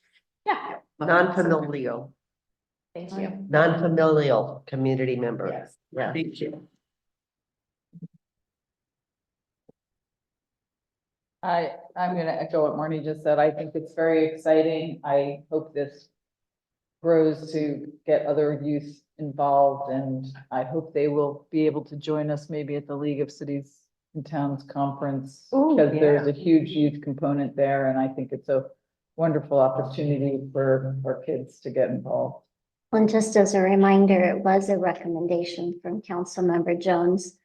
I don't know if you remember, that's why it was on our project. It's been a long time, I'm sorry. And it was after we went to the league conference and you saw all the youth and you're like, how can we involve our youth? And this was the strategy that came out of that. One question I have for you all is, we have had many conversations about this and in our department on what do we do if we end up with a couple of really great candidates? Are we limited to one position? Could we potentially have more than one? If we had 2 students that were really great and wanted to participate, is that an opportunity for us? Well, we have 4 boards and commission, not just one. Don't we have an opportunity to have 2 in an advisory capacity? Is that correct? Alternate. Alternate. Yeah. Yeah, Could we use that same kind of model on this one? it's an alternate. Along that line, I have a question, if I may. Okay, what happens in the opposite? What happens if you don't get any good candidates? Is that going to hamper the work that the Parks and Rec Commission is doing now? I think that's a really good question, but I do not believe it will. I mean, they're excited about having this input. but they've been working for a long time without it. So it's just an opportunity for us to bring a new life into the commission for And I hope. or that- a I hope you get generational, tons of that. Yeah, so we're, and I mean, we don't know what to expect and what that's gonna look like. But, and we'll just see how it goes. If we don't have anyone, we'll just continue to put it out there until we get someone of interest. We'll reach out to to school staff and, try to get them to make some recommendations and go along those lines. So we won't give up. You just answered my question. I was gonna ask, what are your methods for outreach here? So obviously we'll do a press release. We will, and they do have to be Clarkdale residents. We're clear about that. The high school, we can use our newsletter. We will do everything that we normally do to get the community attention that we've got this role available for the youth in our community. Great. I have been very envious of the program that I've seen at the League of Cities and Towns, and yes, that huge youth component that we have on kickoff day and Yeah. and the kids just really are immersed in it and excited about it. And Mhm. I've always wanted a Clarkdale or several Clarkdale youth to be available to participate in that. Yeah. And that actually was an inspiration for me also the year that I got to go. I was like, oh, we got to do this. It's just taken us a little while to get there. So. Yeah. That's okay. Okay. any Well, then, other- Madam Mayor. Yes, I will take May I a motion. recommend that the council approve the Parks and Recreation's request to add a youth advisory member to the commission. Second to that. I'll second. Okay, it's been moved by Councilmember Jones and seconded by Vice Mayor Hunstetter to approve the Parks and Recreation's request to add a youth advisory member to the commission. Yay. All those in favor say aye. All those opposed, hearing none, motion carried. This is fabulous. Thank you. It's gonna be great. Thank you. I was Thank you excited so too. much. Yay. We'll keep you posted on how it's going. That's great. Okay, let's move on to item G, which is the Clarkdale Historic Society and Museum Facilities Use Agreement. Again, we have Joni Westcott, Parks and Recreation Director, to give us a presentation. Here I am again, please.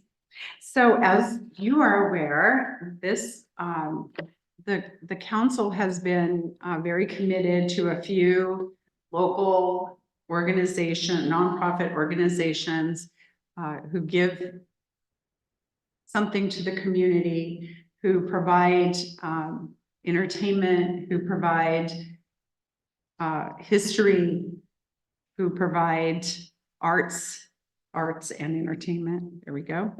And the library is also one of those made in Clarkdale.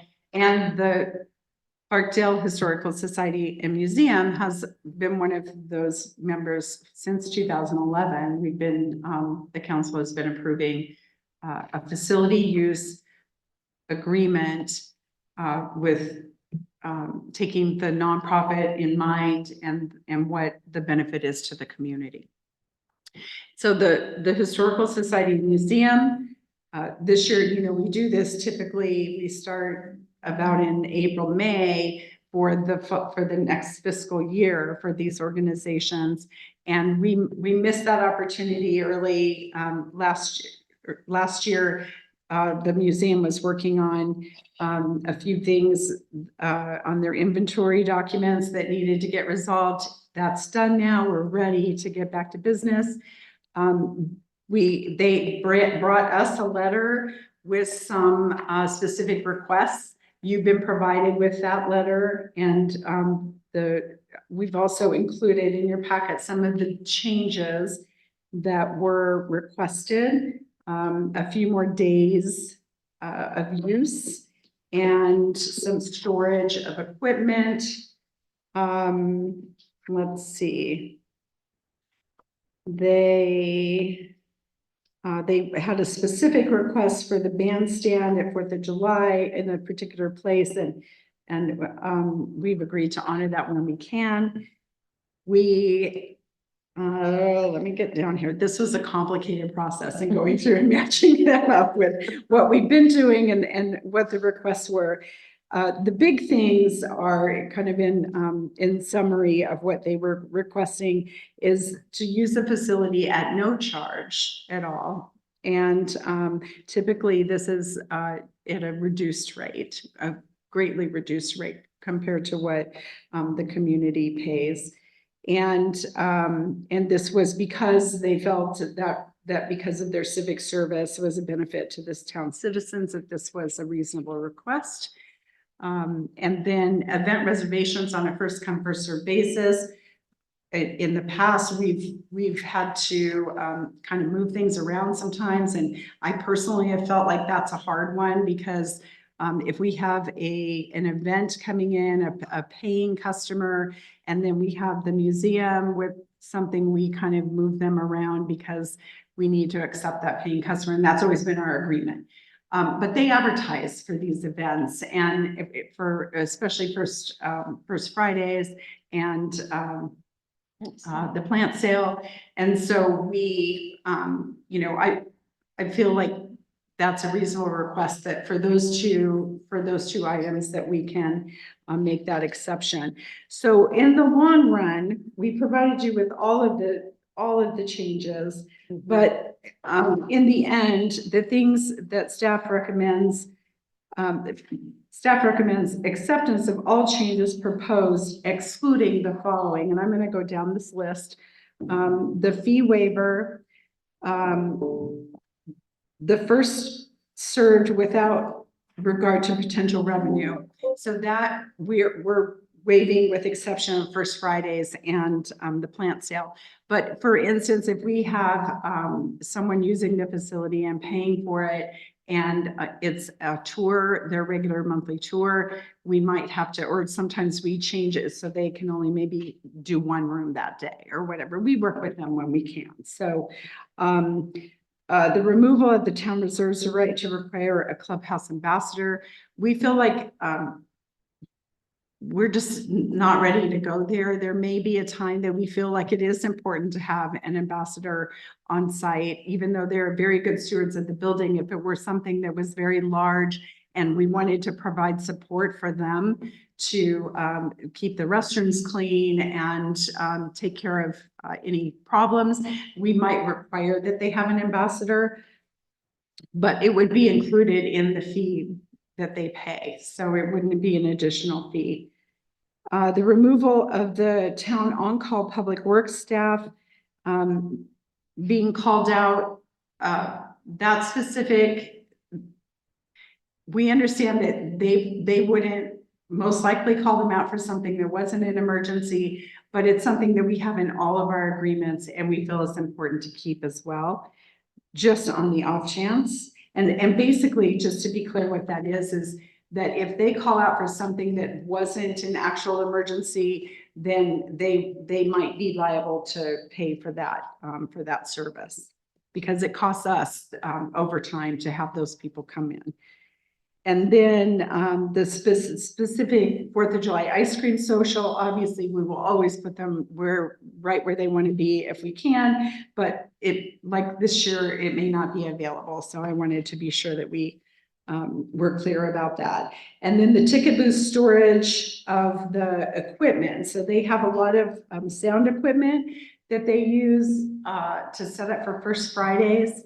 And it is very difficult for them to bring it into the building and set up and then have to remove it all. So they're asking for us to store that. They asked for a specific location being the ticket booth, and we're not sure that that's the best location, but we'll work with them to find a location so that they don't have to do that.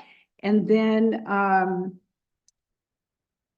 if the facility is defaced, the town has the right to void the agreement. They wanted us to remove that. Not that we think that will ever happen in a million years, but we do think for our liability perspective that we do need to keep that in. So what we're doing is recommending the fees. We've raised the fees in the facility since these agreements have come into since the beginning of the fiscal year. But we recommend that they have the same facility, reduced fees as the other agreement holders. We just got held up a little bit. So, and that would be through the end of this fiscal year, June 30th. And then we will be coming back to you all with some conversations about how this is going to look for the next year with our annual agreement holders. And I imagine that you might have some questions. I have, first of all, on page 233, where you list the 233 of our packet. Let me see if I can get more specific if there's pagination. No, that's the best I can do. But anyway, you're listing, or the Historical Society has listed what facilities and what days they want available. And it seems to me we have a duplication on the first line, Clark Memorial Clubhouse, up to 3 days per year, annual meeting, conferences with peer historical societies. And on the bottom of the list, Clark Memorial Clubhouse, up to 2 days per year. Yeah. Good. But I think the first one is the men's lounge and the bottom one is the ladies lounge. Okay, gotcha. Right, so. Thank you. They're different. Thank you. That's the clarification I wanted. For now. Sorry. No, I appreciate it. I had a question about the length of the agreement, but you just addressed that, so thank you. We want to bring everybody into the same. Right. In Time frame. yeah, in time frame. Any other questions on this? Yes. More of a statement that I feel really conflicted about this in a lot of ways, because of course I would love to give it to them at no cost. But you've worked so hard this year to make sure that we're not losing money on utilizing our space. And that is so important. But also it's not fair to the other organizations. And so I think that parity among everyone, and then, they need a couple of different things. They need storage for their sound system, so we can work with them on that. But if we're requiring other people to have an ambassador, if we're charging other people, I feel pretty strongly that we need to be the same across the board.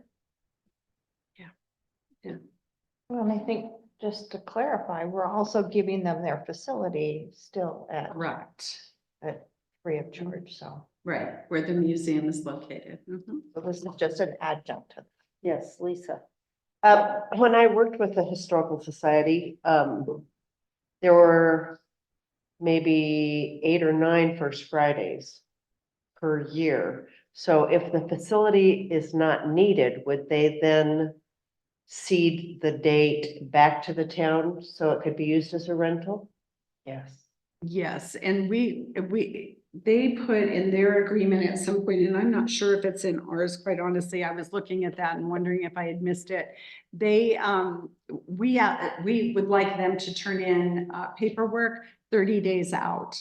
So we know at least 30 days out for any events that they're going to have, but absolutely, they're not bound to these days. A lot of times they don't do them in the summer months, and we would work with them obviously on that. We would just open those days back up. So we would ask them to, if they could at the beginning of the year, give us kind of what their plan is for the whole year, so that we can block out the dates that they absolutely are going to use and leave the other ones open for rental. On the other hand, because there always is, let's say they can't use the facility for July and August because of lack of participation, lack of speakers, whatever. And they then have 2 events in September to make up for it. Using the same agreement, same amount of dates, nothing I different. don't have a problem with that, Okay. as long as the dates are available. As long as the dates are available. Yeah. Yeah, it doesn't say has to be Absolutely. 1 per month, so it's any time during that year. So if it fell into like 3 within 6 weeks of each other or something like that, if the dates are available, yeah, go for it. Thanks. Yeah, so I think there's a lot of flexibility in those dates. Sorry.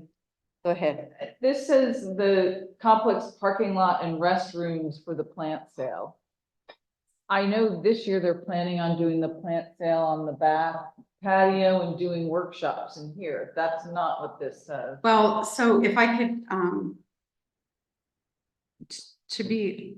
when we did this document for this meeting, we did not have the plant sale application. Okay. So I had nothing to look at as to what their actual plan was. I had heard they might be using the view Well, they'd deck. like to, right? Right. So, and that's something that we can, and to be clear, the view deck is a part of, in the old times, which this is, and the fee agreement is included with the rental of the facility. So they have to rent the facility, some part of it anyway, because they need the restrooms, right? And so that's always been kind of our thing. You rent rent the facility for that day to be able to use the restrooms. Now they want to use it for additional education. And that's fantastic. They'll be able to do that. And the view deck would be available with the overall rental. And then, but we're meeting with them on Monday to talk about the details of the event, because And we have told them that we will accommodate that if that's what they. Well, decide. I guess for me, then the question is, does the plant sale just become another one of the days that they already have in this agreement? Is it one of the? Sorry, my phone is talking to me. I mean, in The part, I next see one. what you're It's saying. under the second to last one on that page. It says annual parking lot. Yes, No, it is. I understand that, but I guess it's asking for. That's now 10 days in the auditorium, 12 days in the clubhouse other. Well, and That's 22 days. Now the plant sale is 23 days. I'm just saying, like, should the plant sale be one of those other days? Like, maybe they use another part of the building, but that's a lot of days. I think, that's part of your discussion. Days, that's. I think I'm kind of looking at this. This is going to be over by June this year. So we have a very short window on this. I think your point is well taken for the Yeah. next one. So we don't have to go back and realign this one, but I think your point is well taken, Laura. Can we realign this a little bit to give flexibility, but also include it in the whole number? So it's not so specific, because each year they might come up with a different place they want to do that plant sale, or they want to do something a little bit different. So if we can give some flexibility on use, but put the days all together, that would be better for me. Yes. To Laura's point, up to 12 days per year on the third Wednesday of each month. That's a 1-hour tour. That's not a day. only That's a 1 hour. 9:45 to tour. 11. I understand, I see it's an hour and 45 minutes, but it's also just the principle of then somebody else can't use the space, or it means cleaning, it means moving tables or equipment, I don't know what that tour. But remember what the they do tour, anything. the tour is one that we left open to reschedule. And so Schedule. if they have the tour scheduled and we have a rental that's Mhm. gonna bring in a lot of revenue, then we'll work with them and say, hey, can you move it this week, whatever, or could you just not go into that particular room or whatever? So that is why we did not accommodate the request to never reschedule anything they're doing. We agreed to not reschedule something that they had broadly advertised and it was gonna bring a ton of people at one time. So that one is pretty, flexible. And they do have that as a advertised time that people can come the third Wednesday of every month. But we have, again, the flexibility, if the whole facility is being used on a Wednesday, that is a very rare Yeah. situation. Yeah. The reading room is used very frequently now as our meeting room. So that would most likely not be available a lot of times for them. But they do have, even if we had to close the entire facility, they have the outside of the facility. They can still have their talks and talk about the history and do that. I don't see it really being that much of a problem on a Wednesday. We have had to, kind of go, it's not gonna be okay this one time, but it doesn't happen very often. Any other comments? Thank you for getting this done. I know it's been a little bit of a chore to get everything in place and to get this done. It's a good document. I think it gives us an outlay of what we're going to see next year. And I do agree that the equity of them paying what all the other big users of this facility are paying is appropriate. I wish we could do everybody for free, frankly. But we When we can't. did our DMAIC and figured out how much it's costing us to have it makes us take a step back. We need windows, we need windows. We need windows. That's the beginning. Yeah. Yeah, but I appreciate all the work you have done and It was a team. town effort. manager Guthrie have done to get this to this point. So if there's no other questions, I think I'll entertain a motion. Madam Mayor, I may make a motion. I recommend that we approve the facility use agreement with an expiration date of June 30th, 2024, I'll second. As proposed by staff. as proposed by staff. And nice job. Yeah. It's been moved by Councilmember O'Neill and seconded by Vice Mayor Hunstetter to approve the proposed facilities use agreement for the Clarkdale Historic Society Museum with the expiration date of June 30th, 2024, with the exceptions as outlined in the report. So any comment on the motion? Hearing none, all those in favor of the motion, please say aye. Aye. All those opposed? Hear none, motion carried. Thank you again you. so much, Joni. Okay, we have, my next page here. We have a possible vote to enter executive session. The council may vote to discuss the following matters in executive session pursuant to ARS section 38-431.03A3, discussion and consultation for legal advice with the attorney or attorneys of the public body and or ARS section 38-431-03A4, discussion or consultation with attorneys of the public body in order to consider its position and instruct its attorneys regarding the public body's position regarding contracts that are subject of negotiations in pending or contemplated litigation or in settlement discussions conducted in order to avoid or resolve litigation. The item up for executive session is the Yavapai Apache Nation water rights settlement. With that, I'll take a motion to enter into executive session. So moved. Second? It's been moved by Vice Mayor Hunstetter, seconded by Councilmember Jones to enter into executive session. All those in favor say aye. Aye. All those opposed, motion carried. We are in executive session. We're going to go into the reading room. If any of you want to stay here, you're welcome to. For those that are on Zoom, How long we'll be there. for those that are on Zoom, I will be closing down this Zoom session so we can have our executive session. When we re-adjourn in or resume regular session, we will restart this Zoom session. So you can stay online, and as soon as we open it back up, I can let you back in. Thank you. That's my friend Mary Gasaway. Who cares? Mary, you'll stay. Let's not in session, resumption of the regular meeting at 6:21 p.m. The item is again water rights, and at this time there is no action to be taken.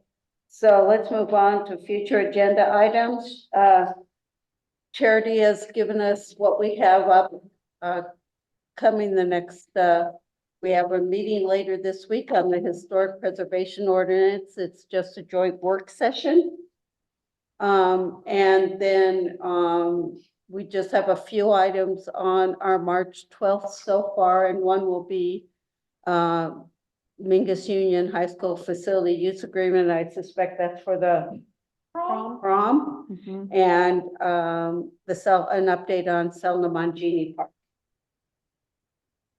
And anything else that might be coming up. And then make sure you have on your calendar, March 20th. That's our street maintenance work session. Those are And do some we, big ones coming up. So, and is there any other future agenda items? I think, Charity, we have, Charity, we have all these budget work sessions on their calendars, correct? Yes, we do have that. So I just didn't go over them. I just hit the early ones right now. Make sure you've marked your calendars for all sorts of stuff. Okay, with that, if there's no other future agenda items, I'll take a motion to adjourn. so moved. Is there a second? Second. It's been moved by Vice Mayor Hensler, a second by, Jump all over yourself.